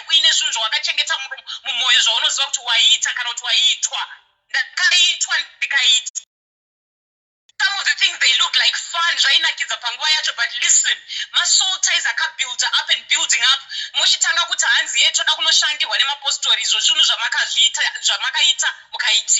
That you just need to let go of and let out. But tinochka kujajwa nevanhu vamwe vari kuseka izvozvi kuti aidya nemuromo wangu ndaidya nemuromo kuti vaigeza saka ndaidya vondiidya vakandisa kuti kunogezwa uku ndichikudlawo. Alright, zvinonyaizvasi ndokunati nditaure chokwadi changu. Will I ever do that again? No. Would I encourage anybody to do that? No. But there was a reason for that. He used to encourage me kuti Ketina, you see, taiti kana tichimwa wine because panguva iyoka tairova chapo, just mared nemawhite eye ndoendeswa kuhotera. Ndaidrivewa far away because he had a partner waanga asade kuroora manje because atapirirwa nemuboyika, saka anga akuhesitata. Murungu wake mumwe akabva naye kucanada aida kuroorwa, iye haasi kuda kuroora manje, ari kuti marry you ndiri kuti but you got someone else. Saka ndanitori small house kapa something like that, ameka testati magirlfriends because vasati varoorana. Ndaiziva kuti ane mumwe munhu uyo anga asingazivi. Haumana soka ndoponaona kuti munguva tinomboita heartless. So, and that was not me. I'm talking about this now as if it's a joke, but I wouldn't want that to happen to me or to any other woman. Side chick. That's what I was. But I got looked after. I came to New Zealand through my own merit. And for those who didn't know, actually, I stayed at Parenyato and ICU, pediatric ICU. Some people who are here, I can see them. We worked together in intensive care. I was a pediatric nurse mainly. Pakangoitika opportunity yokuti pakaita munhu akati Ketina, tinoziva kuti iwewe une transcript and kuti ndiwane transcript yangu yainetsa transcript kuwana kuParenyato. But pakachinja kuti principal tutor akaresigna, akanzi aresign, vainzi Mr. something Charumbira, and then someone had to come in, I can't remember, vainzi Maichkombe. So she wanted to practice doing my transcript through someone, and she saw me walking past the nursing school. Zvikanzi Ketina, can I talk to you? Ndomawiro akaita transcript yangu mahara. I didn't sweat for it. Within 24 hours ndandine transcript ndikafamba nchudza vanhu vese. Sezvinenyaya yakasvika kune mumwe munhu aitotsvagwa kuti tiri kutsvaga manesi 12 tine 11 iko zvino. find someone who has papers in place. And a passport and a transcript and a zvese. Indandisina passport, but hang on. Ndine chibaba kachauko chauti passport chero kanzi $1,000 dzinobuda. So ndakati transcript ndinayo iri kuda kuenda kupiko hanzi kuNew Zealand. Ndikati what is New Zealand? Ndokuita kwamwari hako. Chimwe zvinhu ka. Anyway, vayaitwa ndikataurira bamufana vaya CD number plate diplomat rangu riya ndikati there is an opportunity you can take it. I know I've got someone that I know in New Zealand. If you need connections, they know they are doing everything for me. I just need a passport. How much? They got here 24 hours. Takabhadhara isuma passport is 24 hours akabuda. Pasina kana 1 month all my papers were in place and I wasn't even sure if I wanted to leave Zimbabwe or not because I was living large. I didn't really want to leave. But up until 2 years old. I'm living with my sister and a maid. And obviously there was a lot of things going on. Oh, yeah, and this now nursing school. My mom vakazoitwa get kicked out of home soon after combining that dishonor. And she ended up homeless. My dad ended up dating one of my sister's friends. And he ended up saying he's getting married to her. So my mom got kicked out of the house. Vana 7. Inini ndino wechi 7 wacho ndanda disoni wakaso kwasara 6. Ini ndakuparenya kuti vanhu vese vari kufungidzira kuti is probably a street kid somewhere. Ndatopedza nesi nyangu nditozviitira zvinhu zvangu. Ndikazovako vari kutambura. Ndopa vakaya muHarare. And actually during that time I was still a student. That's when she came to Harare and I started looking after my mom because most of uri nesi kuparenya kuti you get paid. So I actually started looking after my mother with the little pay that I was getting. Ndikavarendera imba muHarare muyamwe. And that's how my mom moved to Harare. And it was good. But ndakazoita wangu musikanzo yekuita nhumbi and everything. Which actually I am grateful for. I'll just say this in as part of the story. Ndakazodza kuti ndikapedza nursing ndiri kuenda kuAmerica kunodhensa pamatables kuLas Vegas. Ndozvandakazviudza because ndoda kunofara. But Mwari vakaziva kuti uyu ndikamusiya achidai. Saka nhumbu yakatove chikomborero chakandiground. I'm not saying fall pregnant outside of marriages, but for me it became my grounding ground. Yokuti ndakabva ndaziva kuti okay, I've got responsibilities. Ndine mwana wokuchengeta panapa. So zvekuLas Vegas ndakazozvikangamwawo. Ndakatozoenda kuAmerica through the gospel. Handakuzomboenda zvekuLas Vegas nanasi Las Vegas handisati ndaenda. Ndakazviudzwa kuti ndichaenda kuLas Vegas kunodhensa pamatables. Saka mwana uyu chitori chipo. Ndogara ndichiseka nemwana wangu musikana, she's 15 now. Did you know I wanted to dance on tables? You became that point of turning point young, because that's when I realized I had to grow up, and I'm thankful for that. So anyway, fast forward back to where we were, I managed to come to New Zealand. Ndakauya ndakasiya zvinhu zvangu zvese ndikasiya mwana wangu, but during that time pane kachiremba kakabirawo kubva paparenya kuti ndine mufesi wangu wandiri kunanzva akandichinjwa uko handiti. But chiremba vadyira vakati pane mayusa pano, ndikavaudza kuti inini mayusa handina wayi. Ari kubva kwakati chiremba wakati siya zvakadaro usamudza kuti ndiripo. Munhu kaatoona kuti akugona kudya vakadyawo mayusa chiremba ivavo. But sezvinei pakazopresentawo a situation yokuti I needed his help as well, because I needed someone to bring my daughter to New Zealand. For those who know who this doctor is, he's now in Australia. Sometimes I forget his name. But akamanage kuuya with my daughter just I think about 8 months after ndauya ku New Zealand. But now there's another story people need to know. By the time chiremba yavakazoya ku New Zealand ndatozara ndanane nhumbi yangu yechitu.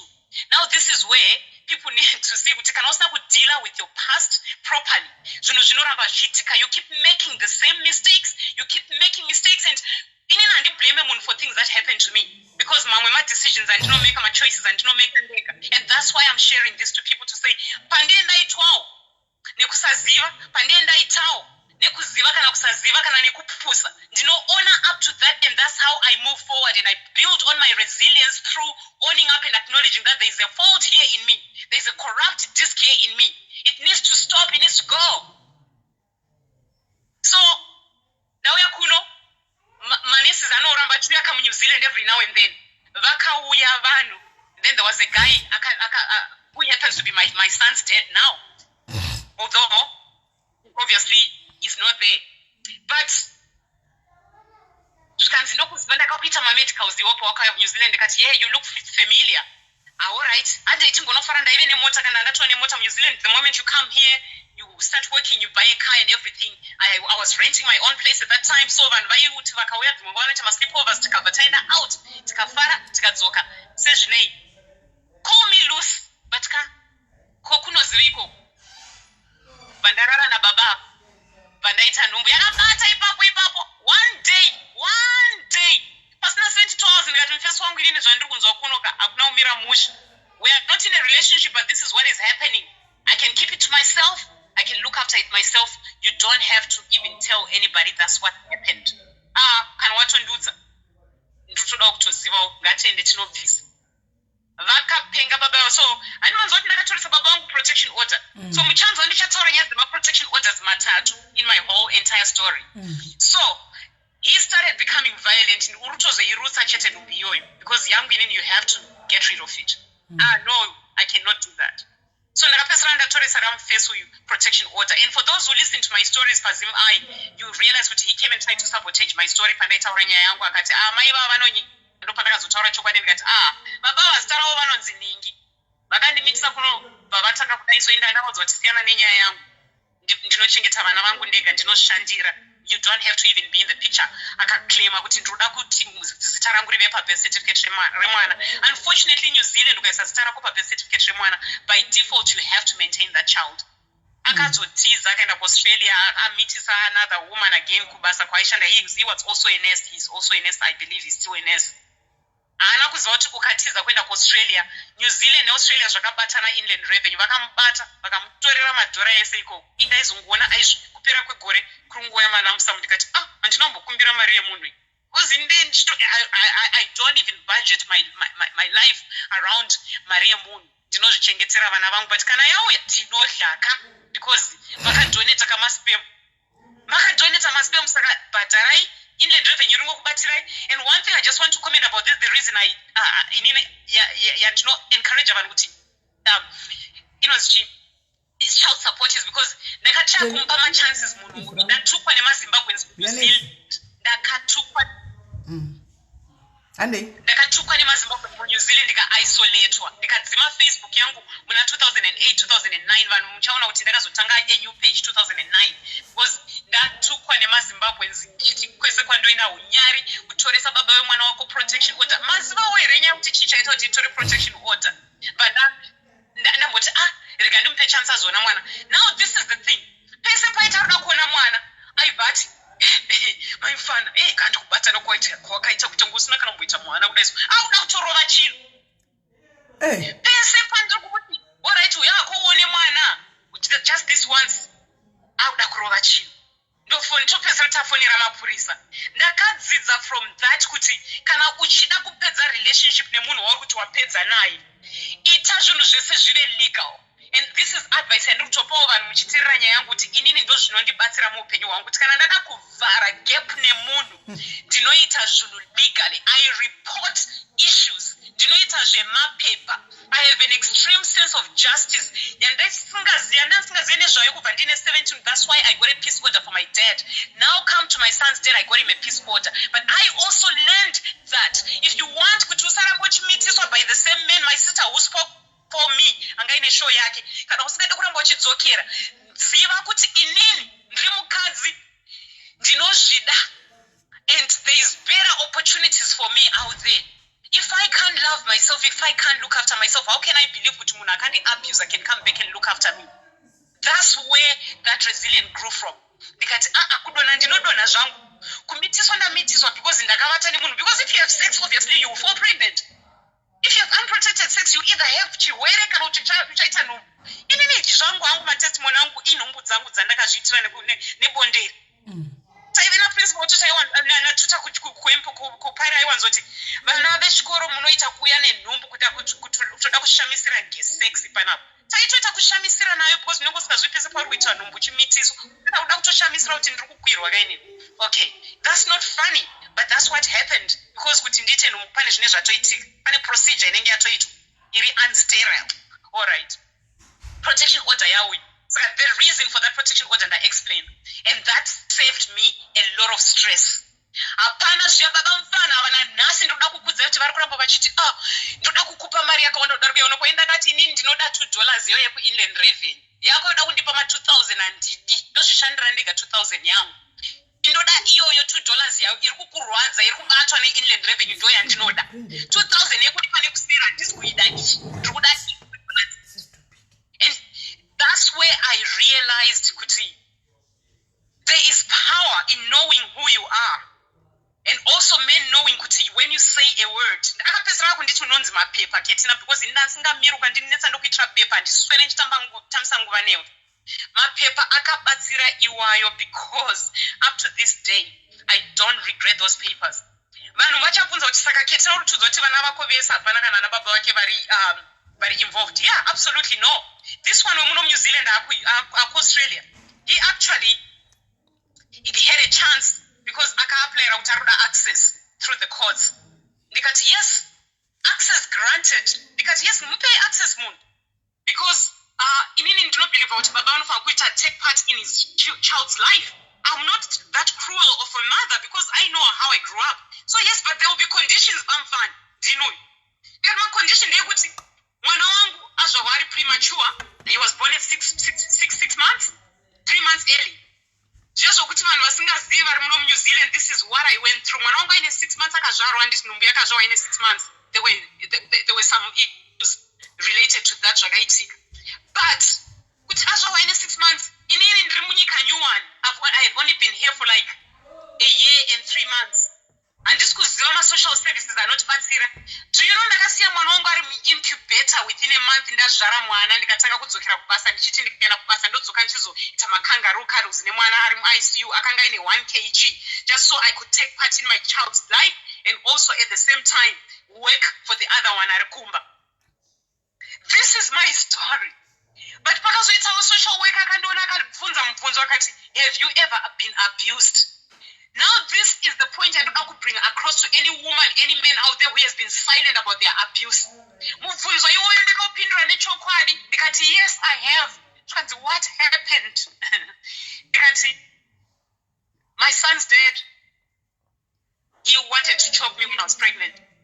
Vakabva vainyora pasi. So unobva watoflegwa as a victim of family violence in New Zealand. Handina kuziva kuti mhinduro ndapindura nechokwadi changu yangu yekuda chokwadi inobatsira but inokutsikirira.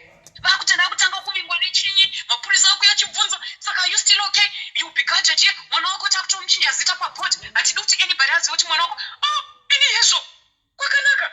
Ndangopindura mubvunzo kuti yes I've been abused, ndakutochitwa kunge special character panapa se. All right.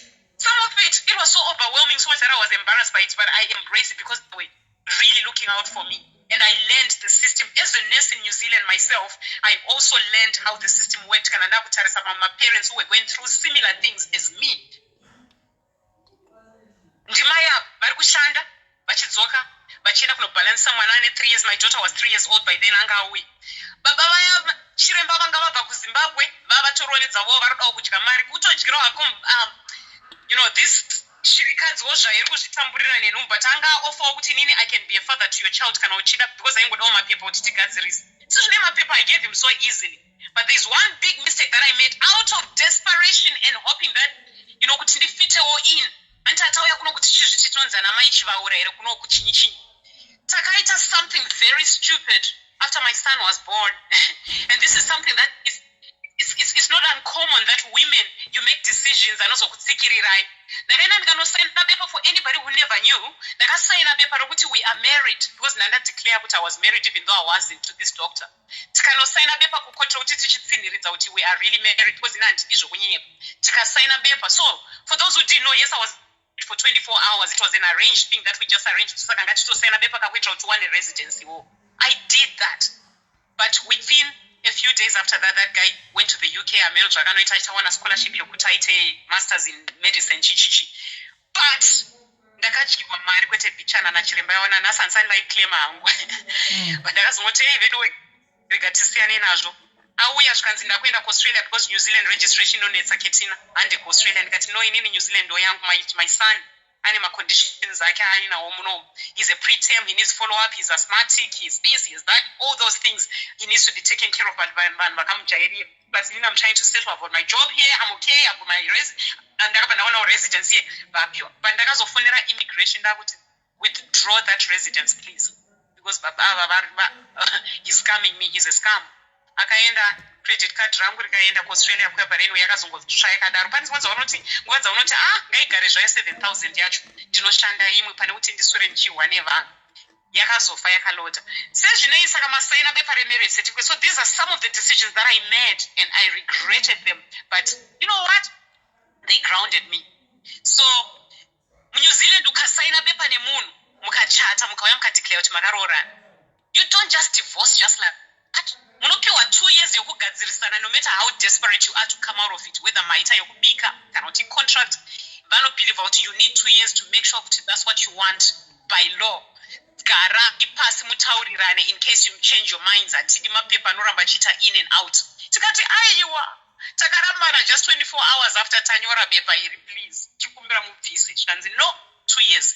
Amana, that was the most grueling, frustrating years of my life. I felt like I was tied to something because I had never been married before. So, of course, I didn't even want to date anybody during that time because of that paper. So, Australia, please, I need to get married. What 2 years? Sezveni takazorisiva enotice yekuti okay 2 years dzenyu dzakwana because mukangobvumirana dissolve it. Takabva tadissolva zvedu 2 years later from 2008 yakabva yalota to 2010 I felt freedom. Ndikati vandife ndakazviita zvakadai futi nekuda kugadzirisira vanhu mapepa uchidyiwa futi ipapo. Saka ndakatetenwa finance kwete zvekutamba. Ndo chiremba vaya vakabvira kundidya ndichiruko vachiziva kuti inini ndinani ndine murungu uya. Saka angagara toripo masainzi kuti havanodya anything at all because kubva kwavo vaitambura. So he would do anything to just get out of Zimbabwe. He would do anything. So anyway, that was that chapter closed. Tapedza navo handauzombavatsvaga kana kuziva. Dzimwe wandotombokanganwa zita rake. Mamboita munhu wokuti anzi wakambochata nemwe wamboita marriage certificate nemunhu vanokanganwa zita rake kana vanhu vachikubvunza kuti kwanaiwe Keti mufesi wakamboya naye painzani zvendoti ndaziva zita rake. That's how many guys I've been with. I can't even remember some of their names. I say this like as if it's a joke. But you know what? Pane zvinenge zvitokonzeresa kuti tiite zvinhu izvo. Techitsvagawo kudiwa, techitsvagawo kusekla. Mu-New Zealand muno the struggle is real. Ndikaenda kumachurches, ndaichindikaenda kumachurches during that time. Munobvunza kuti saka munonzi mai ani? Indaidawoka kuti nditi ndonzi mai Chivaura. Saka ndaingoshandisawo iroro rachiremba. Saka takatarika tinosila kanechi nebepa. Don't do that. Ukati ndonzi mai Tatenda because my daughter anonzi Tatenda. Aiwa tati zita rababa rinonzi ani? Hakuna. What for a bet kuda kutitorera varume muchechi iwewe.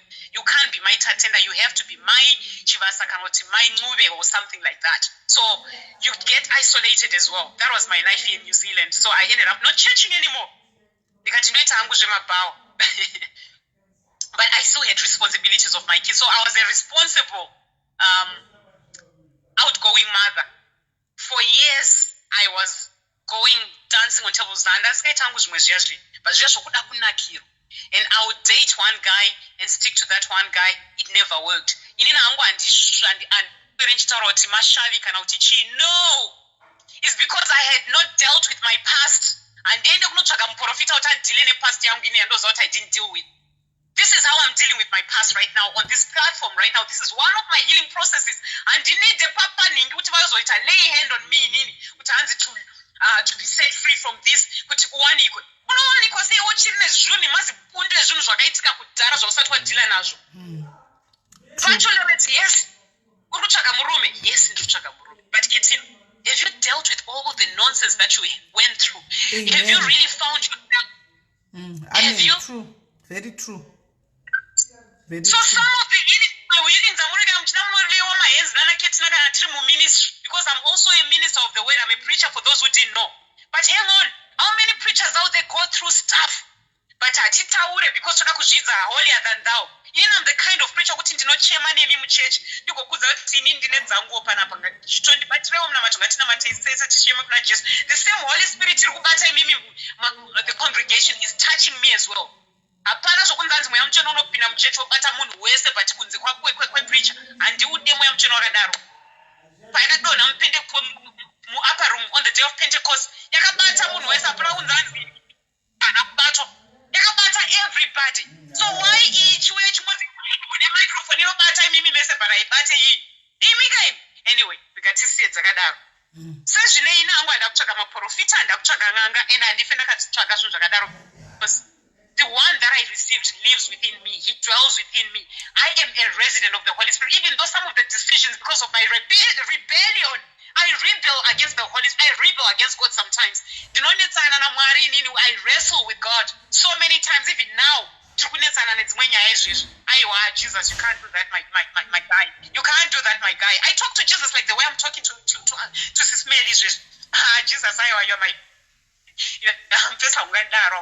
That's not Jesus, because it's a relationship.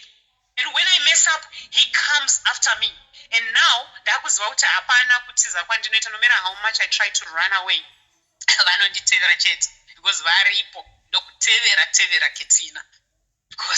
I want to use you. All right.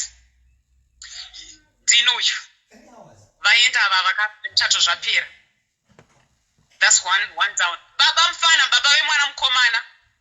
Game chapter kai.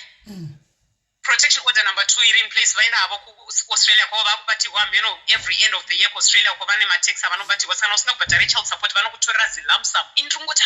Ndikutravel and kuita ministry yangu ndongo ma 10,000 ari kupina mu account. Chiko ichi. Australia.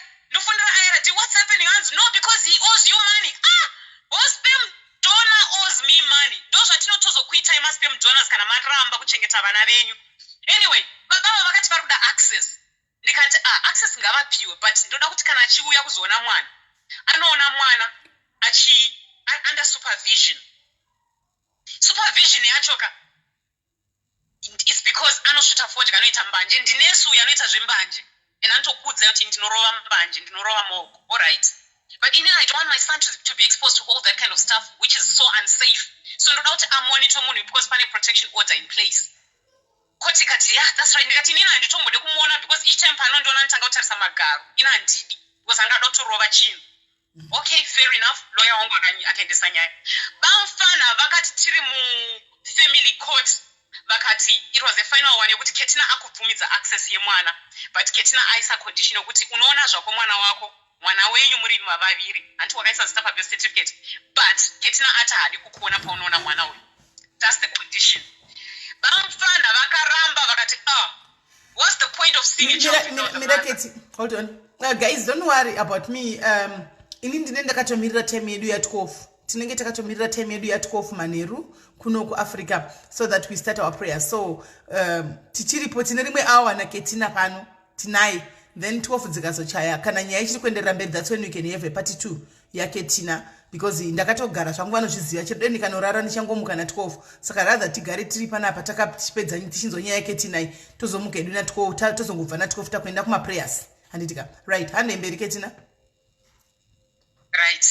So baba vakaramba access kava so vanhu vangaine mubvunzo vachiti koivo mai vava vanongozviti single mother single vana baba vevana varipi ndakaiona mibvunzo pabachelorate apo ndichibvunzwa kunzi kauivo baba vevana vari kukwauda kutsvagira vana pamaplatform paimi titirei mushi ndinobvumidzwa kuita zvandoda ndokubvumidzwa kutsvaga varume kwandinoda and this is the way I've chosen to look for a man for myself and kana ndamuwana hazvisi zvesvoto izvi vanodawo ndinovasiyirawo futi ndiri kuwana more than hundreds and hundreds of ladies vari kutoti skate please pane vamune masiyawo moti pawo and the truth is this weekend ndiri kuanaunzawo zvangu kuti hey my ladies this is the one I'm going away with tombonotraya tiri kuseri kochora zvinhu zviri kufamba sei saka that's just what it is asingazvifarire hazvisi zvenyu anozvifarira ndezvake listening to my story you can hear kuti ndararama life yangu in such a way yokuti what I go for I give 100% to anything that I'm passionate about and I'm passionate about finding a man because ndaneta nokusangana nemarugu and by mashurugu ndotaura vanhu vokuti they are abusers. And inini pachezvangu the reason why we allow abuse to happen is because ndensandanyasokuzvizivawo kuti ndinani until you know who you are as yourself and who you are kana uri a believer who you are in Jesus. Nobody can take advantage of you. Even if they do, you get up and go and grow and keep moving and learning ndadzidza upenyu the hardest way. And as I say this, I know there's somebody right now who is saying, Katina, I can relate to some parts of your story.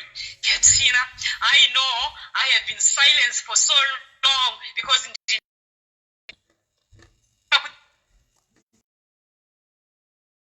you know what? Society will judge me for a little bit of time. I'm like, munondi judge us, but inini ndasununguka because ndakudza inyaya yangu ndokusiya muchijaja kunomanya zvangu. And that's why I came up with this thing as my backup.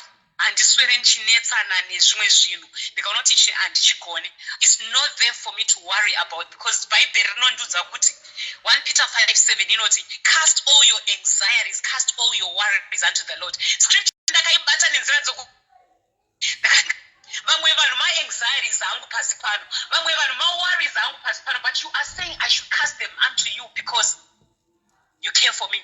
So the Lord cares too much for me, so much that I should not worry about anybody. I should not be anxious about anybody. Ndikatoona develop anxiety, which I do sometimes. Ndopa unaona paenda kwenda kunomanya, and I will cast you unto the Lord. It sounds like I am carefree, but the Bible is allowing me to be carefree for things that drag me backwards. That's why muchiona my comments are kuva ningina ava ndino caster unto the Lord and move on with my life because vanhu vanokanganwa pavakadyira. Ndakaita life yekuti I was looking after my family, nearly all my siblings, because pakazosvika time yekuti vakatanga kuabuse one by one and they started looking for Joseph where vakandira mugomba. Vese ipapa they can insult and say whatever, but yakasvika nguva ndiri kunursing school where I was looking after everybody. Vamwe vakarepewa kumachechi komudhara achivadzorera achivatendai munopiwa maprayers, vana vachiuya vachichema kuti maprayers amuri kuti tiri kuenda tiri kuiswa chinhu, vana vachirepewa kumudhara kuti dzokera. That man is an angel. So my family has experienced everything. A child as young as 18 years old, actually repel. When not about Baba, should we cast my prayers? Adzokera, vakadzokera vana vachingu kusvika mwana uda kucommit suicide. Ndosiya vanhu vachitaurira nyaya dzavo because it's very personal. But these are just examples of things that were going on. They contacted me about these things because ndanda ku New Zealand and I yelled at my father ndikati murimbwa. Ndakavatuka baba vangu and yes, but muchati Katina aina handina hangu mafilters. Kana ndaona imbwa ndaiona. I respect, I honor my parents, I love them. However, the spirit, inoda kuabuse, the spirit that is narcissistic, inoda kuita take advantage of that position of influence over a parent. I am saying no to that. And that's where my strong sense of justice comes in. Right. Ndino yangu, ndafamba nevana vangu vaviri nditagara. Muno New Zealand, for those who don't know, I'm actually a fully qualified registered nurse. Ndakashanda mu-intensive care. Pediatric intensive care. And as I'm saying this, ndoda kukudzai some of the battles that I've faced as well. But because I'm a person who speaks up, being colored or a black nurse in the biggest or the only pediatric intensive care in New Zealand, ndakauya kunoku ndikashanda hangu ku-aged care, but ndakazofind my way back into pediatric intensive care. Being colored because black sounds too black. Colored, anyone who is non-European. It was the people didn't take me seriously with my diploma in nursing, even though the qualification in Zimbabwe in practice, there was this prejudice. You are black, you can never do better than us. You need to work under us. So even though ndine vana vangu vaviri, single mother, working hard, ndakatanga kufunga kuti kwandakabva kure. So I need to build on my professional qualifications. Ndikatanga kuita postgrad studies, and then I got my master's. I didn't just get a master's, I got a master's with honors, first class, here in New Zealand with Auckland University. And I give that credit to God because that's when I started saying, Lord, ndokona kunge ndisingaziva hangu zvemachechi, but ini ndozoti muripo, you are everywhere. And this ndokona kunge ndisingakusevezva munoda zvokuti ndiri kuenda chinopa ma-tithings nema-offering, but ini ndinozoti muriko because handitori nayo pama-offering acho zvandiri kuita kubasa kwangu, that's enough offering for you. So anyway, that was me then. Saka sezvinei ndapedza hangu but ndakasanganawo so vanhu vachabvunza kuti so were you not dating all this time? Oh, I started dating varungu because ndakabva ndatosviba mwoyo nevanhu vatema handichadi because hayaya vanhu varume kuzimbabwe makandiabusa ndikati handichadi so I started dating varungu. Lovely guys. Hey, you have a question answer saka vane mbigere kana kuti vane hombe aiwa kani zvakangofanana izvi mazvinezi hazvina zera izvi and yes the problems are the same varume vakada kungofanana but at least vari muno avava and I started learning their cultures and everything. There happened to be one guy and I have to call it my longest relationship because it's my longest and that was like 2.5 to 3 years. I actually came with him to Zimbabwe but tatatosiyana pandakauya naye kuZimbabwe but it's because tapukama flights in advance so we ended up coming together but tatasiyana patime yatinamna 2013. So I lived with this guy which is fornication by the way. It's in the Bible but hey, hang on, this is a kid who was actually just trying to find ways to fit in but also at the same time then I was questioning my own faith as well, not faith in Jesus but where I wanted to be in terms of like, okay Lord, I know I believe in you and I know what I'm doing is not right. And I would feel so disgusted after doing it the previous night.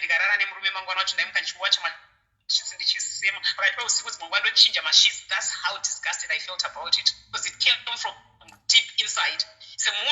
And one thing I did share with you is that at 17, that's when I received the baptism of the Holy Spirit in the Catholic Church, which had charismatic services. And I just thought I would throw that out there. So that's how much I was rooted in my Christian beliefs. Don't forget, I'm the same kid who ran away from home with a little New Testament. So that's how much my faith meant to me. So even though I was rebelling and doing all these things I'm doing, there's one thing that was always my turning point. Jesus, you wrote the Bible. You can read it yourself right now.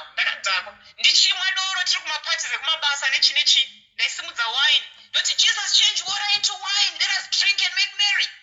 That was my reason for drinking wine, water into wine. So why not drink it and make merry? But I ended up realizing I was drinking to drain my sorrows. And if you ask me what kind of a preacher I am, and if I would stop drinking because I could stop drinking, replace serenade. Stop drinking. I hated those people. They pushed me away from their churches when they said that. But it was until I did it for me and I found something that could replace my drinking. I found running. I found Jesus again and again. Different churches I'm receiving Jesus today. That's how hungry I was for just to turn my life around. The previous Saturday, oh damn, what have I done? Anyone wants to receive Jesus today, born again, until I realized, no, there's the pattern here, Katina. Nearly every Sunday we're in a different church with channel after like 2 months. Yes, that was reflecting how hungry I was for the things of God. But panguva iyoyo ndopandakachigara nababa zvinhu hazvichafambi zvakanaka because nini ndakudzokera kumaroots angu eChristianity and this guy was an atheist hardcore. Now this guy for some reason tirikuita zvatirikuita nditi but baba vaive neporn addiction ivavo, pornography yayo kuti chero maswera muchilambastana zuva rese because aimboita mazuva ekuti nhasi toda kuita heaven on earth tigofara tigoita zvese mugofaridzana muchiricha heaven and earth yenyu iyoyo yokuti ma 2 minutes 30 seconds iwayo tichifara toti baba varelease akavo ndongoti kubuda mumba pasina kana 10 minutes ndangoti nichamboenda panext door ndikudzoka ndiona baba vakutokonyora nepornography kubvunza kuti kochi vanzi unonyanya kunaka iwewe saka ndikati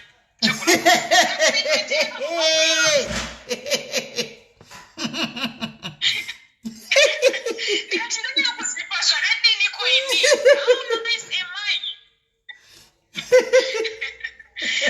kusaka zvenyuka but yakatozonetsa izvo kuti mutoda kuvata nevarume because hanzi ndonaka alright sezvine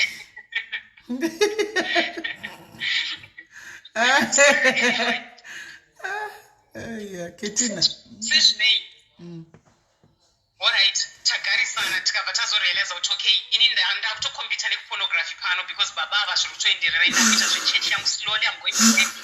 But church was disappointing so much that I really didn't feel it. So pasina nguva ndakazorealiza kuti no, what I was doing was wrong. So pakaita rimwe zuva I managed to work so hard so much that the Lord blessed me. Ndaiti ndikakumbira anything from the Lord, he would bless me with it. There's a day I knelt with my 2 kids, 2012, 13, and taigara in an apartment. This guy anga move in, but things were not going well anymore. And then I pick up my bag nearly every month. Ndakwenda odzoka futi. Ndakwenda. He was a white European guy. Ndakwenda. Indobana aenda odzoka chete. Anti wakati ndonaka. Anyway, he would come back.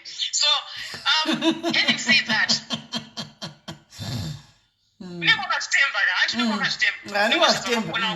kuti mai mwana muri shuga, mai mwana muri shuga, mai mwana muri shuga pai.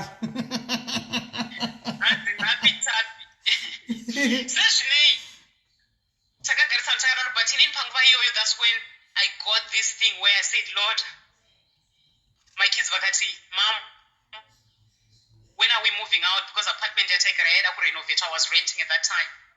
I was working so hard and I was studying at the same time. But ninya ya baba vaiponyora nema pornography avo and ndakatanga kufeel self-esteem issues. I started feeling like I wasn't good enough. You all know me, you've all seen me, tiny little petite woman, nice, beautiful. You know, I believe I'm beautiful, even though I'm not going to get Zimbabwe, but in the image of God, I'm beautiful. Tell yourself that no matter how ugly you think you are, even I just tell myself that. But anyway, my self-esteem issues.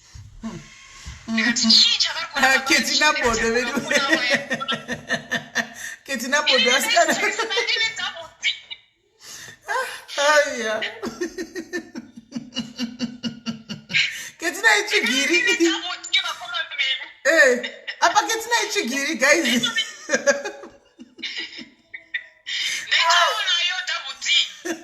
Because naimona akastarta screen yake nema boobs ndikati but ndinawo one double D nice and firm dark chocolate but Jones, I love them. That's why I go and look at these ones so that when I'm not seeing you I can look at these ones to keep me going. What? So what an excuse here bitching yako right? Sandotarisa ndona arikutarisa to my Asian pornography station ndikati it's because they are Chinese agaragaita no value to lose the more weight ndakanta chimuti. But I was realizing that no, this is not about me. I need to look after me.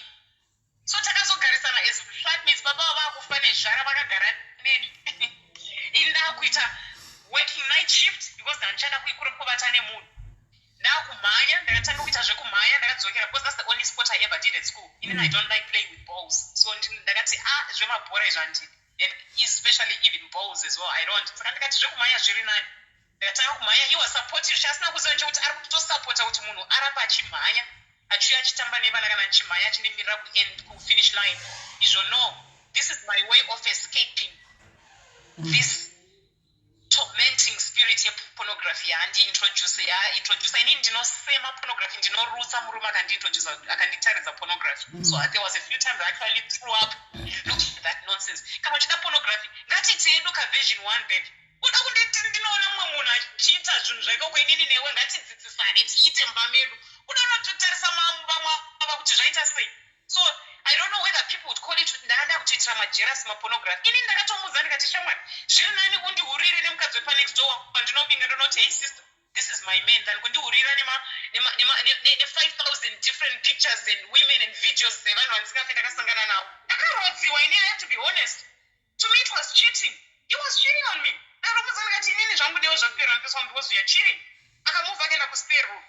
But during that time, that's the time I worked so hard. I became focused. I stopped drinking because that focus and I started saving for a house. And that's when my children said, Lord, and this is where I got struck by how God works. My kids said, we want a house with stairs. You know, I didn't understand what it meant until my little baby and my daughter, they said, we want a house with stairs.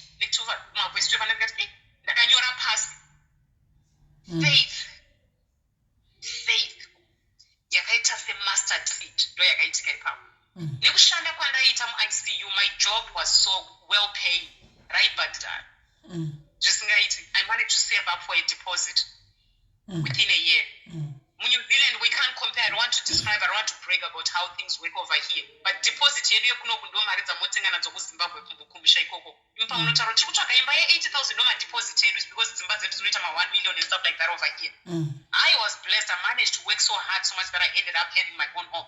This guy, somehow in my heart, I just felt I couldn't buy a house with you because I need to name another issue right now. Because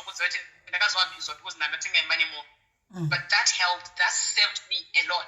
Leave that. Praise the Lord for that. That's a praise report right there. But baba vakamuva ineni pasina kana mazuva imba yangu yakaweka takablessa nemafriends angu tikatendera chinamata. Lord, we break the spirit of pornography. Lord, we break the spirit. Zvine simba izvi. There is power. Takatenderera, we break the spirit of lust. Ndiri kukudzai ndakaedza kuti ndiite bonde nababa zvakaramba pamba pangu panyuwana. Pakati mumwe musi pandakangozviedzawo musi iwoyo takaita zvatakaita makuseni ndakamuka mina noti inyaya munoita mwe hazvida mapapa nemaprofits nemvura dzamunoenda idzi wako muna macho iwo kuti Lord, I break this in Jesus name. Ndakati ndazviita usiku ihwohwo, that was the last straw.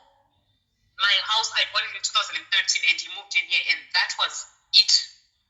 Takaedza musi iwoyo after so many months in sorrow. So ndakakunika washing yangu panze. I broke down. I felt like I had crucified Jesus on the cross. Ndikatanga kuchema ndiri pafensi yangu. Inondanzi salvation, inoda pastor, inoda anamufundisa maevangelist anaketera musanyepero. Wega pa washing line yako KC ndakasvima misodzi ndikati I'm sorry Jesus. I'm sorry Jesus. Ndakanzwa voice richiti all or nothing. What do you mean, Jesus? All or nothing. I knew my calling. I've been to meetings where people kept saying, Ketina, stand up and preach. No, I'm not a preacher. Ketina, the Lord says you can preach. I'm not a preacher. Ndichiramba. Musiyonda kanzi all or nothing, 2013. Again, because I had heard that voice before, ndichiramba. Ndichida kuita zvangu zvipenga. All right, ndakupa time. Ndakaonya zvinhu zvakuda kuti one by one, I started losing things. Things were just happening. Oh my goodness. Yes, Lord. I understand what you mean by all or nothing. From now on, my home, my children, and starting, first of all, myself, I belong to you.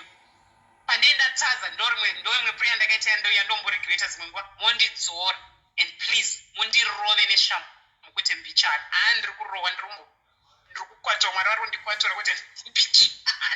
because that was my prayer.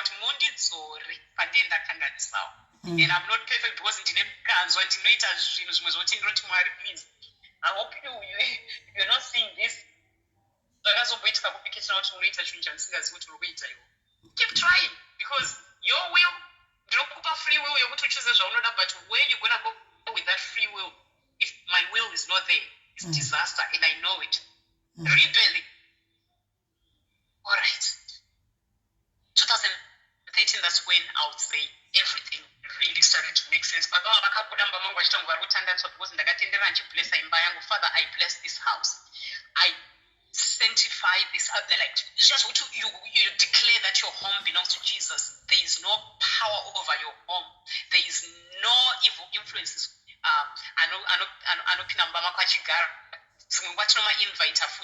Because of our choices. But hang on. Can the word of God to get rid of these ones? Why not use the same word of God? It's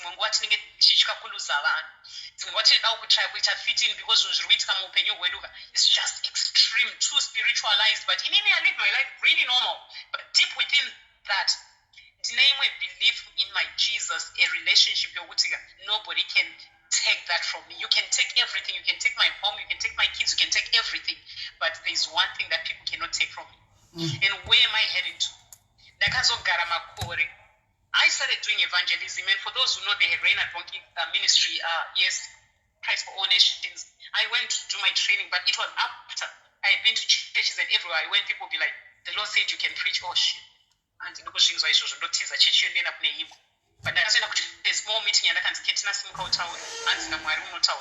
I don't. ndakasimuka and I gave a message yakachemedza vanhu. Inini I had no idea kuti that biblical teaching yandakakuriswa nayo kuempandeni kumba in Catholicism and all my experiences, now I can use them to change and to influence and to preach to others, of course backed with scripture.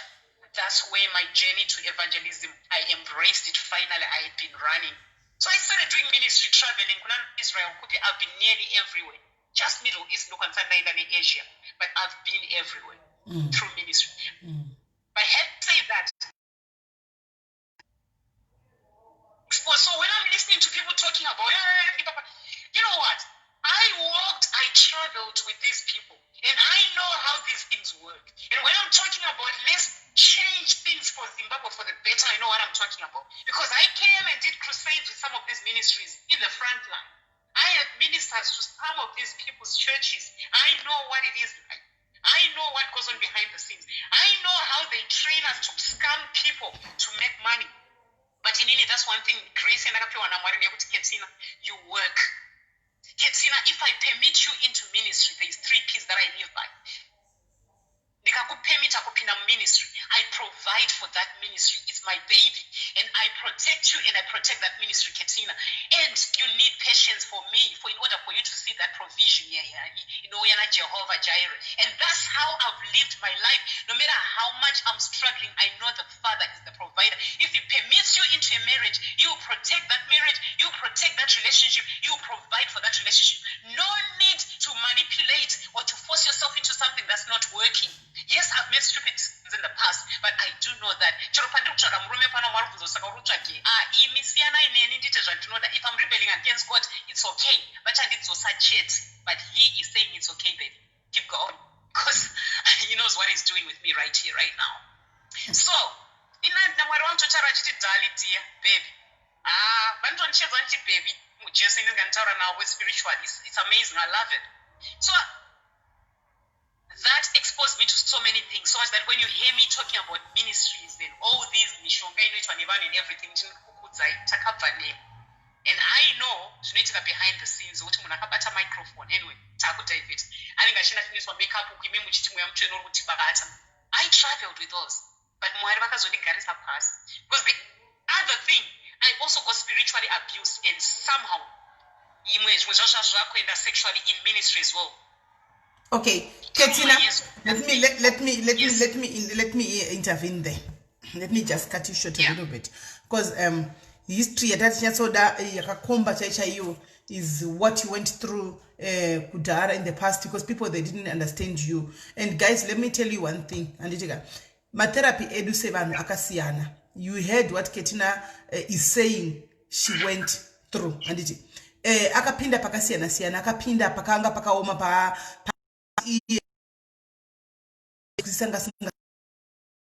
Hey, now you can understand, you can relate. Sometimes if you see her coming here achidancer or achia kuita zvanenge achiita kuno mumwe munhu itori therapy, and you see kuti see guys kune vanoteerera nevanonzwa, can you see kuti pana Katina pache asati yatsoita healer zviri fully, because pane ma issues are pending. Pana Katina pane issue yekuti nevaningina vake, the people that she is supposed to be communicating to, share my secrets navo, they've blocked each other. Havataudzani. Andichimaona pane ma pending issues achiripo. Anditi so move on, say when if you were listening to Abaponga Nezuro vachitaura Nezuro, you heard what he said.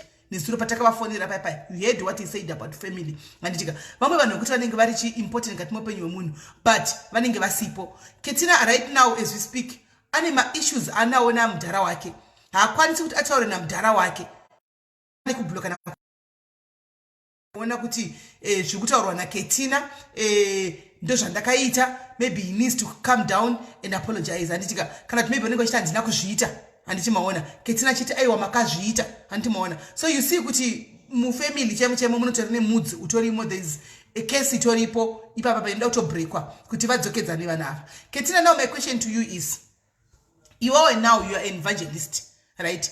Uri an evangelist kudaro, you preach, that's your ministry, no doubt about that. I've heard from the day that I saw you, the way you were talking, I just know, I knew straight away in my mind, there's something, but the way you speak with a passion, you talk with a passion. Zvako zvaunenge uchitoita unotoita nepassion inotaridza kuti you are either a motivational speaker or a preacher. So now you confirmed it kuti you are now a preacher. But how do you feel now, you preaching to us, preaching to other people in your ministry, you know, zvese zvaunosangana nazvo izvi, uchipinda masuru uchikunda, but pane one issue ichiripo iri pending. This is a family issue. How are you going? For instance, I come to you and say, Ketina, this is what I'm having with my family or my sisters. We are not close. We don't talk. Ushandi cancel say or how are you going to cancel somebody else when you are Pachako, the person who's supposed to be canceling me, you have the same issues? Okay. Thanks for that, Sis Melly. Thank you so much for bringing that up, and I love that question because you know what? There are things that we can handle. But I spent many years looking after my family financially and everything. Until last year, you know my story about it. I got sexually abused by the men 100 engaged within 3 weeks, and then actually abused. That was my third protection order, by the way, just so you know that story. And I thought my family would be on board with that. But Muruzoti, family yakandika abused, even financially, even though I was nearly on my deathbed, because that was the last straw of violence and abuse. For the first time in my whole life, that became the last straw. That became the last straw. Why did you allow this? And during that time, don't forget, John Sanders, it was the time I just started uprooting myself from every ministry, and I was traveling and doing stuff with different ministries. And by the way, I didn't get funding from anybody. I would work full time and travel at the same time. Mwari vaiprovide ndaiti Mwari vakanditya kwakati family yangu vanhu vaya kuti hatina kubatana kutori nedivision isingaiti. But now listen to me, how do I counsel people? I am honest. Haungabvumidze vanhu vari padyo newe family yako kana bhaibheri rinotaura kuti families, mothers and daughters vachange vasingapindirani, vana baba, brothers, sisters pachave nekuvengana. How many times? Yes, Ketina, I hear you talking about also the same Bible that we are talking about. Love your mother and father, and honor them so that your days can be numbered. Panika. So if now we don't honor our parents, and the Bible also speaks about love. Kuti love, you should love your neighbors the same way you love yourself. And you can never go and love neighbors, hence you don't love your own family. You are the person who's supposed to bring all these people division. But now you are saying you can't stop living your life. That I understand, because the family maybe God chose you kuti iwewe uve the first stepping stone yakuti family yako idzokedzane. And I don't know if kuti panenge pakamira sei. Correct. I went in 2018, approached my dad. I even asked for an apology that I didn't even know what I was apologizing for. Spoke to my dad for the first time after 15 years. This is a story people probably don't know. For the first time after 15 years, I sat down and ate with my dad pachikenin. But as time went on, I realized my family had been using me. How so? How so? Financially, I sent my son to Zimbabwe recently, and I ended up with Zimbabwe Coco. People just, honestly, it was all over the place. And I ended up saying, okay, guys, seizures, and then because he was rebelling, but also in a relationship which was really complicated for those 3 months. He was actually just meant to go there just to learn a little bit of our culture and come back. Because I was sending money. They take advantage. Family can be toxic. That's one thing I can tell people. Do I love my family? I love them. Do I love people? I love people. I'll accept them. But what I won't accept is setbacks because of toxicity nova kumuri. Ndototadza kutofema kutorarama because that toxicity yakundi affect ndakutadza kana kuvata, ndakutadza kana kudya. Uchinzizihure remunhu ndosaka wakarepwa last year. Worisiva ndikakutadza ematext amunoona ndakarara pasi nedepression. Ndichibatsirwa only by the police and the courts in New Zealand and social services. Yet ndakaflyer, I flew my brother. What people don't know is that My brother, iye wandakafly nemhuri yake, ndakavafly kuti just so they could bring my daughter and hopefully give them an opportunity for greener pastures. Kuti vauye kuno. Ndiripo nearly close to my deathbed, depression, anxiety, PTSD and everything. They came here. So you know that, this is not worth it. I'm going through therapy up to now. Even after this session, I'm going for therapy. I've got a session this afternoon.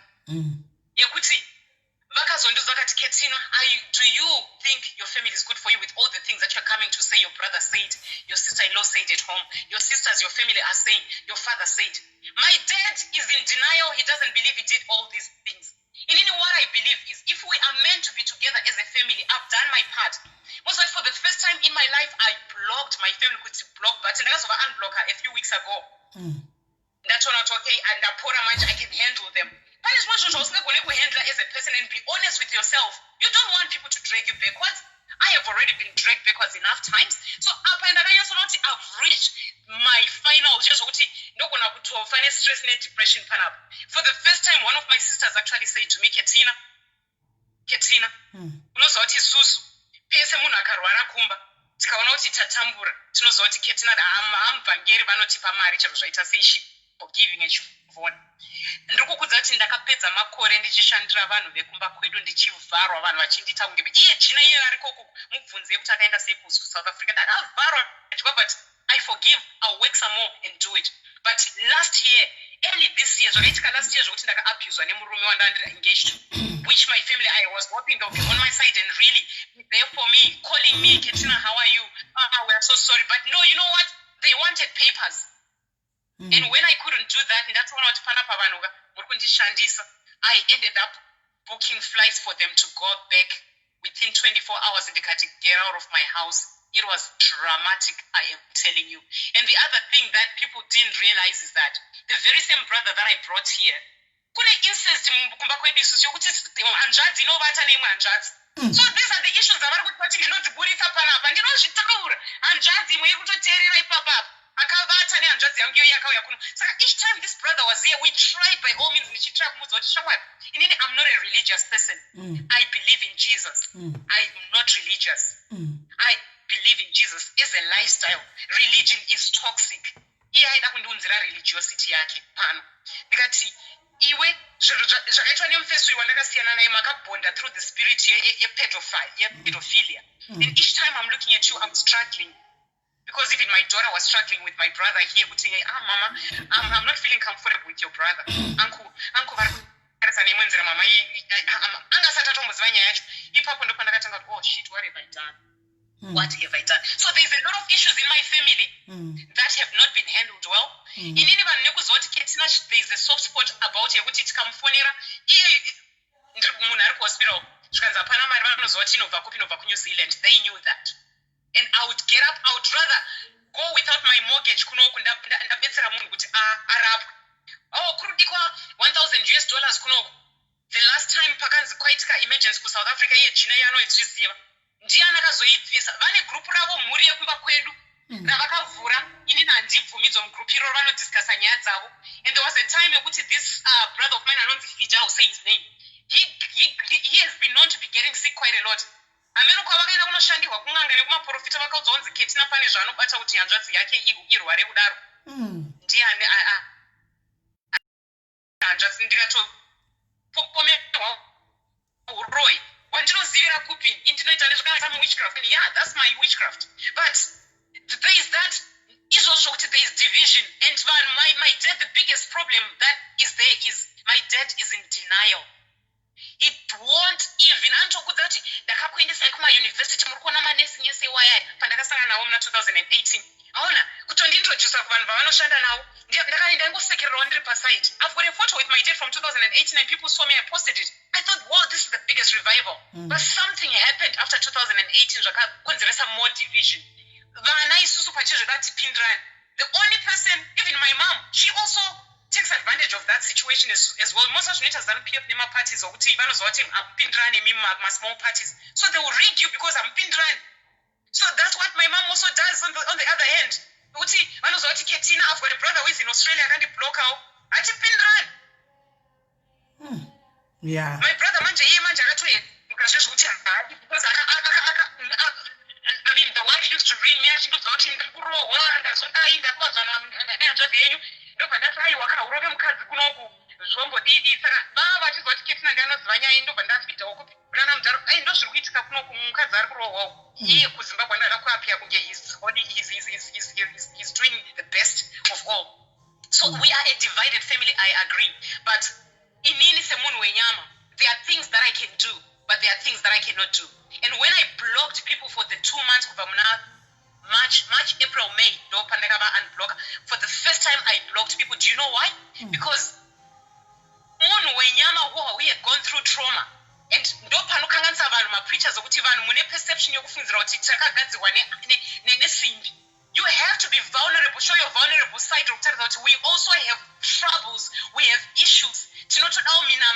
But you don't force situations to break through when vanhu vari kuuya kuzoita mend with you are not ready.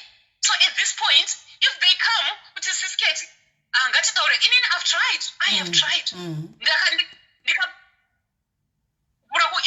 But unotozoona kuti you are spending time yokuti unge uchispenda nevana vako, unge uchimhanya, unge uchishanda, unge uchiminister to other people who can actually listen to you. My own family would never receive anything other than kana paine something chavanowana from me. They would call me only when it benefits them. When it doesn't benefit them, that's it. Takublockwa, takuchinyirwa, ndakatinyepera nekusviba kwamakaita ikoko muchatinyepa hanzi muri paguto apa. Where to pay mafuta now because vanhu vese vari kubleach. I don't believe in bleach therapy. Iya vakableacha muchavaona kana vauya pavideo yenyu. Ndiketina ka. Ndakachinyiwa nevanhu vekuba kwedu. Ndakachinyiwa. Ipapo ndipo ndakazoti as much as I don't really take offense from this, but I don't need this rubbish. I don't need this. I don't really need this right now. Apa inini ndiri anti wabva kubatwa nemufesi wangu inaye ndaedza panguva iyoyo ndanzi she's engaged vanhu vaifara kuti mari yazouya manje. Mari yazouya zvinhu pazvakapera taizviziva zvaenda nepi hure iro riri naiveduwe ko munhu akatanga kuona jesu paakamuka from the tomb ndiani? It was a woman who used to be a hure akachema achidonhedza misodzi pamakumbo ajesu ndiani? Saka vanhu varototiti mahure munoziva kuti chi inini kwandiri ndiri kuti thank you Jesus. Mwari pakanaka because kuti unditi hure kureva pane zvakanaka zvandaita but woda kundirwadzisa nokundiudza kuti ndiri hure nokuti ndakaita vana vaviri from 2 different fathers. Ndo yandakaudzwa yedu ndo zvakakukonzeresa kuti uite vana vaviri from 2 different fathers. Miremoni, but there's a pattern in the family. Vanhu sisimeli amatauro yekuti hanzi break up pane patori nemakesi. Someone mentioned that. That's true. Ini ndinozviziva kuti kumba kwedu nearly every girl child has been abused sexually at some point. Nearly every girl child has children from different men. Nearly all our aunties. Saka tikanzanzi dzokere munodzidziswa nanatete. Vanatete vacho vapiko vanokudzidzisa ichizvo zvokuti yanzi rarwa ine vari muno vakasiyana-siyana moita vana ine vari muno. Itori pattern. Indakazoita ndikati no. Pandiri kuenda kuZimbabwe, I went to Zimbabwe once and I held hands with some of my family. Ndikati ngatinamate ifanawo mana. We need to break this. Murobozviona pattern yekuti vanatete vava vasingaroorwe nanani vasingaroorwe. You have to recognize these things to break them. But hang on, amundimhanyire kana ayana mirira kanguva yamwari kuti ketina sezvo tachotaura dai somoza kuti I know it's something that's on the pipeline. I have to do something, but what can I do that I haven't done? Tichataura kuseri kuma-inbox kana takutaura off air. I've tried everything with my family. I love my family to bits. What I don't tolerate is you can forgive people, you can love people. This is my message. Now I'm not preaching, but don't be stupid. It doesn't mean that forgiving and loving people means you can start braiding each other's hair and let people wrap themselves around you. No, because but family can become a stumbling block to some of the things that you're going to be doing and achieving in life. I've learned that the hardest way.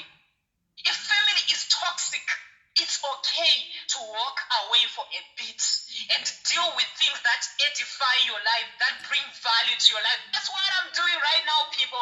You can judge me from this, but you know what? You can never force a horse to drink water. Every time, and I'll give advice to people when people ask me, but I can only do what I can do with my family. You can't force people to be nice to you. You can be nice to people. The nicest thing I could do was to ignore. I am still in touch with my mom. I just spoke to my mom last night. Beautiful. But my mom is kind of like caught in between because Because my mom, what people don't know is because of that abuse, a lot has happened. And now she is switch my roles, my mom and all the children, the 7 of us. You know, where she actually talks to us like a VP. When I remember saying to her a few years ago, Mom, take the remote control of being a mother to me, please. I want my mother back. I want my mother back. But in summary, my response to you is my family is toxic. Ndinonzwa nyaya dzinotaurwa nevamwe vanhu paya ndinouya ndobva ndati musati maziva kune uroi zvemashavi izvozvi nechi and everything. And vanhu vanoitana makuhwa senge papa ani murwana mwari kundichera iye ari kuchera ipapa akarunyora kuti that's unfair that she's talking about that. She rang me a few years ago. It was sometime last year or the year before. She said, she said, remember, she fun and that. But that famous serious. That famous serious. He needs to just say sorry. That famous sorry to anybody. My mom lost everything.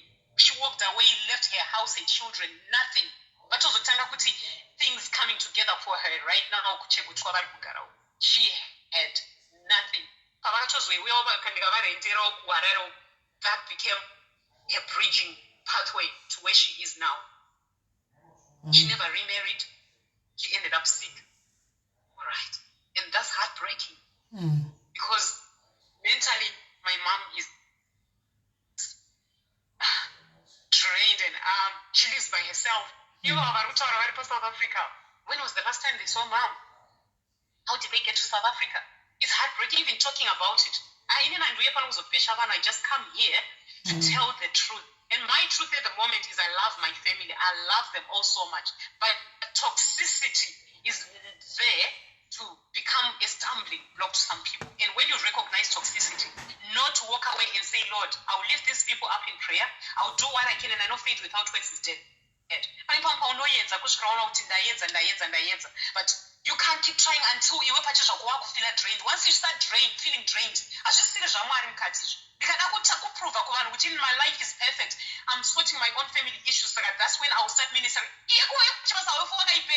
Do not find this number. Paris of Hungarian because now got vantoda kutoona ndakafa vanhu vantoda kutoona ndiri benzi ndiri kupsychiatry zvokuti ketina akatozomuka akatanga kumhanya futi after this backlash yakaitika last year zviri kutova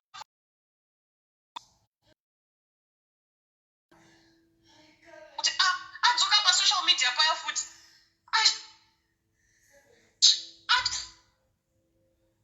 tanga kutaura zvekuprint chafuti isusu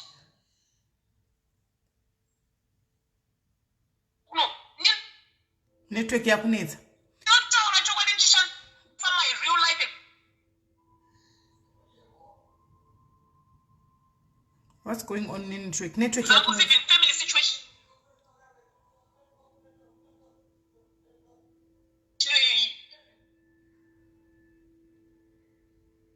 network toiparidza kusezirwimebe kuti anorata kutora vakundi pane redirectly then call you directly.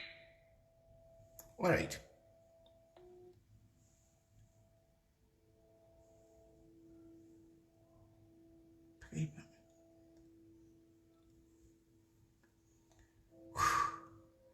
Right. I think we need a show my families, guys. We really need, because now we are going to have a part 2. Pachauya Gina. Achauya ka Gina. Gina is coming. Tichaita party ya Gina. Ya achauya opanapa. Kuda achauya nani? I don't know. Tichaona. But Gina obviously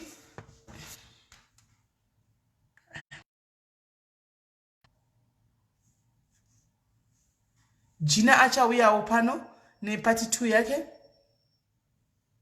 Yellow? Sorry, ndachaka kufunda directly but phone yenyu iri kuenda voicemail. Yanga ichiflika kwandiri kunoku but wanga uchikata nekurumidza vanoti watazoipeni. Because kuno kuyanga isingaringi iri kundudza kuti anzi sorry the number. No, yanga ichiflika kuno. Yanga ichiflika kuno. Hear me though? Yes, we can. Okay. So anyway, so my message to people is that don't allow your now situation. If people can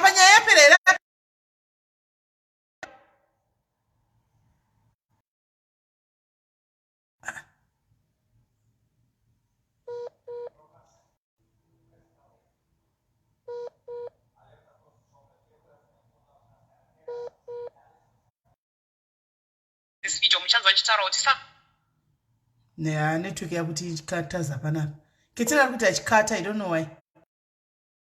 Anyara kuti zi. Okay, hello. sometime. Aiwa. Uri kunzwa? Ketina? Hello? Uri kuninzwa?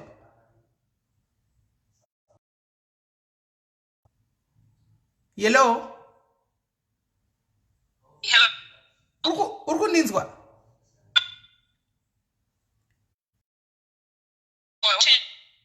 My network is full over here. How about now? Oh yeah, zvanani. Because I also ndakunzwa. Yes, makundinzwa. Ndakukunzwa. Ndinzwa. Uri kumbenda uchinyarira kuti zi uchikata but ndakukunzwa. So ndandiri kuti nyaya iyi jeni yako yatopera ndakana kuti chine kwakareba kuti so that we schedule for part 2 nhasi mangwani. Network yangu network.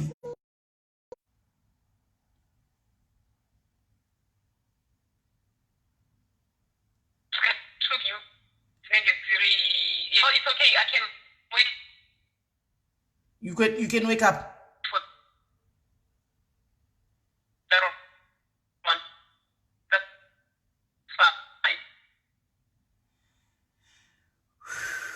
Network, yeah. Deyangu, I think it's my network now.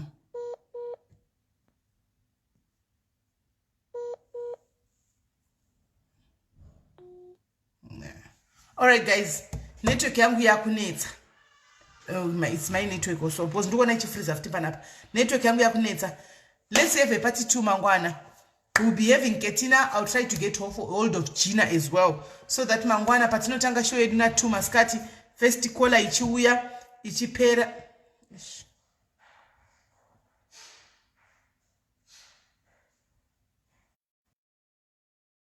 First caller achiuya achipedza, achingopedza tobvata. Hello?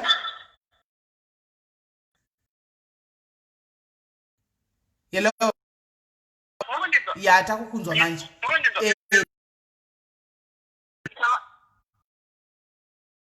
Directly from my phone, so I hope this is clear because it doesn't need network.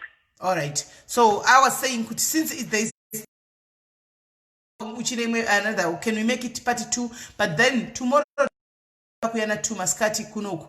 That means kwakwa I don't know kuti dziri nguva so that achipedza iwovo wapinda and hopefully because Gina ndanaka pinda comment yake akumbira kuti niniwo can I please be hosted on the show so that I don't know now because Kawauye, all right. So in case she gets hold of even better because you'll be bored. Yeah, exactly. That my thoughts too. That would be even actually much better. Kana mese mkavepo so that we see how we can, try kuti. I don't know. Maybe pamwe mariva zvikonzeresa kuti zvishike follow out singazive so that maybe something can happen. Unozati mwari vakatora the rejected stone vakavakisa imba. So maybe he's now God is using this rejected stone kuti muti batanidze. I don't know. Yeah, come on.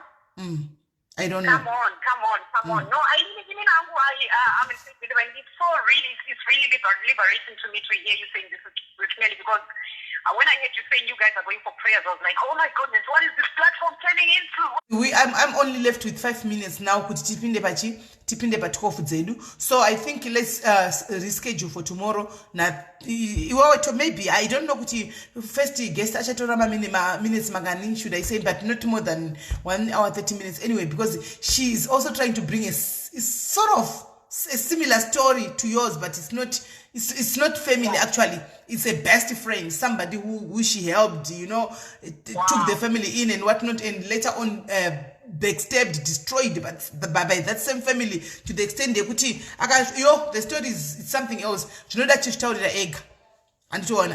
So and two zanyanya itayo 3 but andisiri ndinoisa time the lady arikuyaninya yake ndianga kumbira kuti ndinokwanisa kupinda na 2 but if I can convince her kuti na 3 much better it will be fine. Anogona kuya na 3 then opedza na 4 so that we give Kate time yekuti ambozorora amborara panozomukawo nana Gina avana zvakanyanya kushata because vari kuno South Africa tine time difference yakafanana.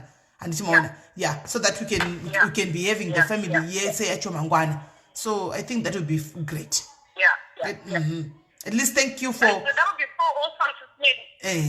and that would be really good. That would be really good. And one of the things, and thank you very much kuti Ketina, you agreed kuti no vakauya urambe kutaura navo and things like that. So I'm very much happy anyway for that one, because at least we get to try by all means kuti baba vedu onesi titaure navo tivaonesewo vaninyina vangavazivewo nzvimbo yavo pana sisi vavo, and whatever that you sacrificed for them, they should also be grateful as well, so that you guys can move forward. Awesome. No, that sounds really good. And one of my prayers really is when people come to share, it's not just about when I share my story, yes. So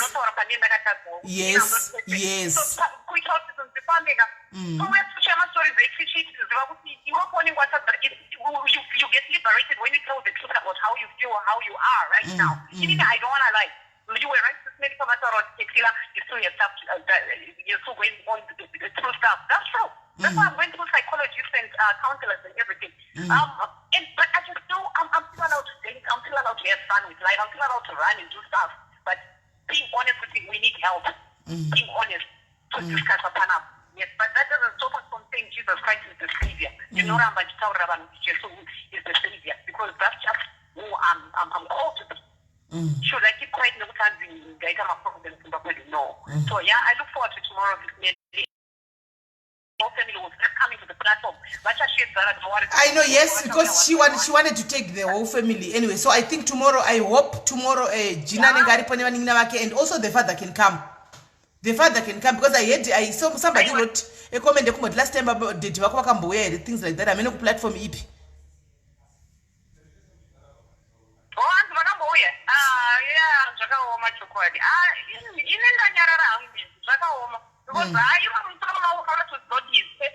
He's never done anything, he's never kissed any woman.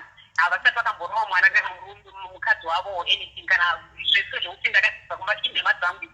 lying. All this stuff according to him.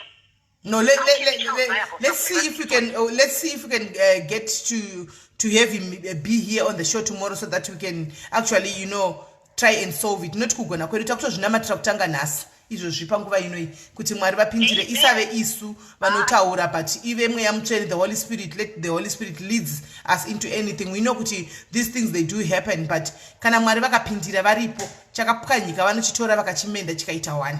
That one we know. Come on. I believe so too. So all right, my Ketina, isusu time media kwana. Thank you so much. Tomorrow you are on. I will remind you per WhatsApp, chataura per WhatsApp. Ndichikudza kuti ndakonfirma navo zvafamba say and things like that. But 3 o'clock we are continuing. Maskat. Okay. All right. Thank you, my sister. Love you. Right. Bless you. Most wonderful. Bye. God bless you guys. Thank you so much, and thank you for listening. Bye. Bye. Right. So guys, we are having answer admit to the prayer and grace and chetoka edamangwana. So guys, thank you very much. This is the story. You can see kuti story yedu yakareba. I'm hoping kuti pa story apa guys, we are going to have Gina nima sisters akanga chida kutega yaya, but I hope kuti also tichakwanisa kuti tiwane chi side of the story, even a phone call. Baba na basa, we can talk to him in a phone call. We don't even need to see them, so that we try to titaure navo and timaona. So guys, doshata ningirira anzi chikona ningirikire Gladys takatakamira mina materina 12. So guys, my prayers edu ari kuti ne WhatsApp group ratinaro ikoko 12 zachaya. I think amwe watotanga takunopinda mu prayer group muyame ndoma tinenge tichina matiri kuti kunzvimbo dzakasiyana siyana, then tobatana. Guys, I love you all. Take care of yourselves. Mangwana musakanganwe 3. I will try to convince you 3 in the afternoon tosangana achipedza, then we'll be having mangwana nchichaga Gina ne Chivasa family. That happens to be my that happens to be maybe my family too, Chivasa, because Chivasa yo inde kwa gutu kumsha kwedu ndeye kwedu cheko Chivasa. I did ask ye zvangu ndakamubvunza Ketina yo Chivasa yakwa ubva kwa gutu here, and she told me ndobva kwa gutu. Why? Ndikati no, that's my place. No, but ndatomudza vandinobva and tikangosika usvikadarika. But anyway guys, thank you very much. God bless you. Take care.